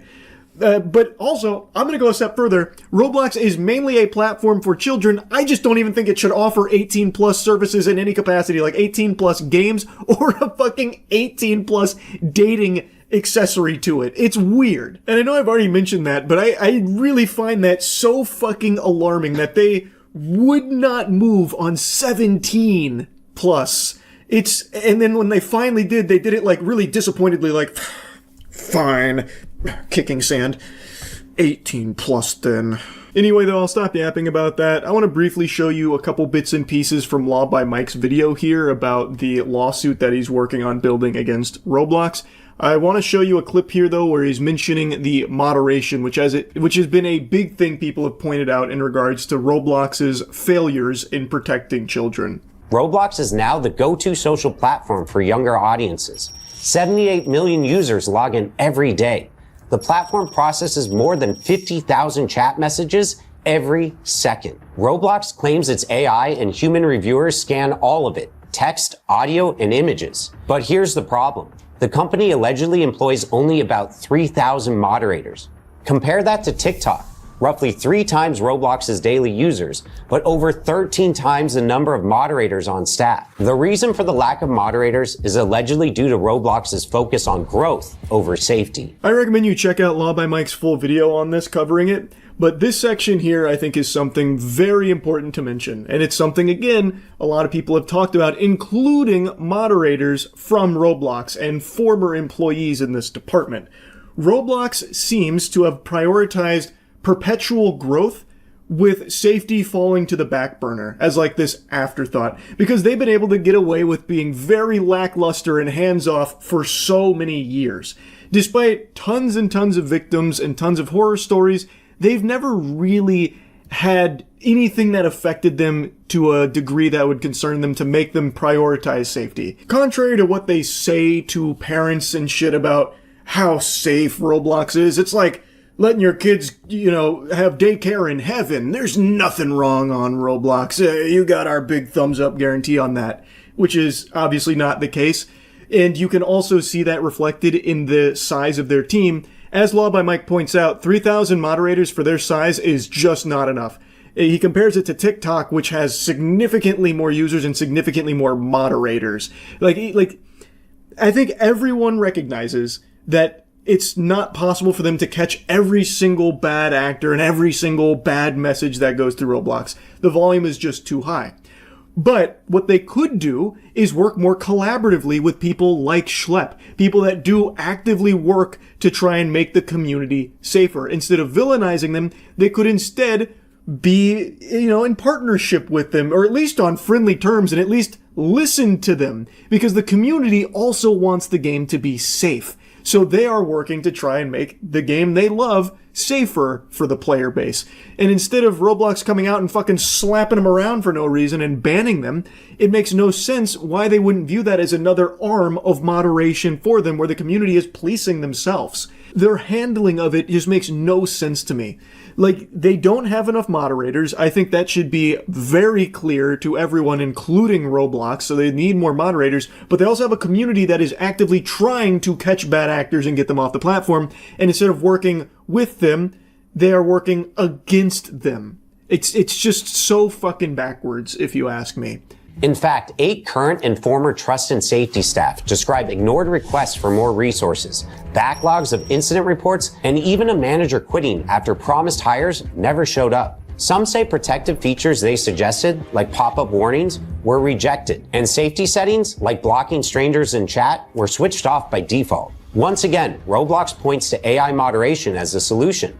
But employees admit the tech still misses the subtle signs of unsafe behavior. And the gaps aren't small. The filters block words like Snapchat or Discord, but people get around them by using emojis or by tweaking the spelling a little. To me, that paints a very clear picture that Roblox prioritizes profit over safety of its users.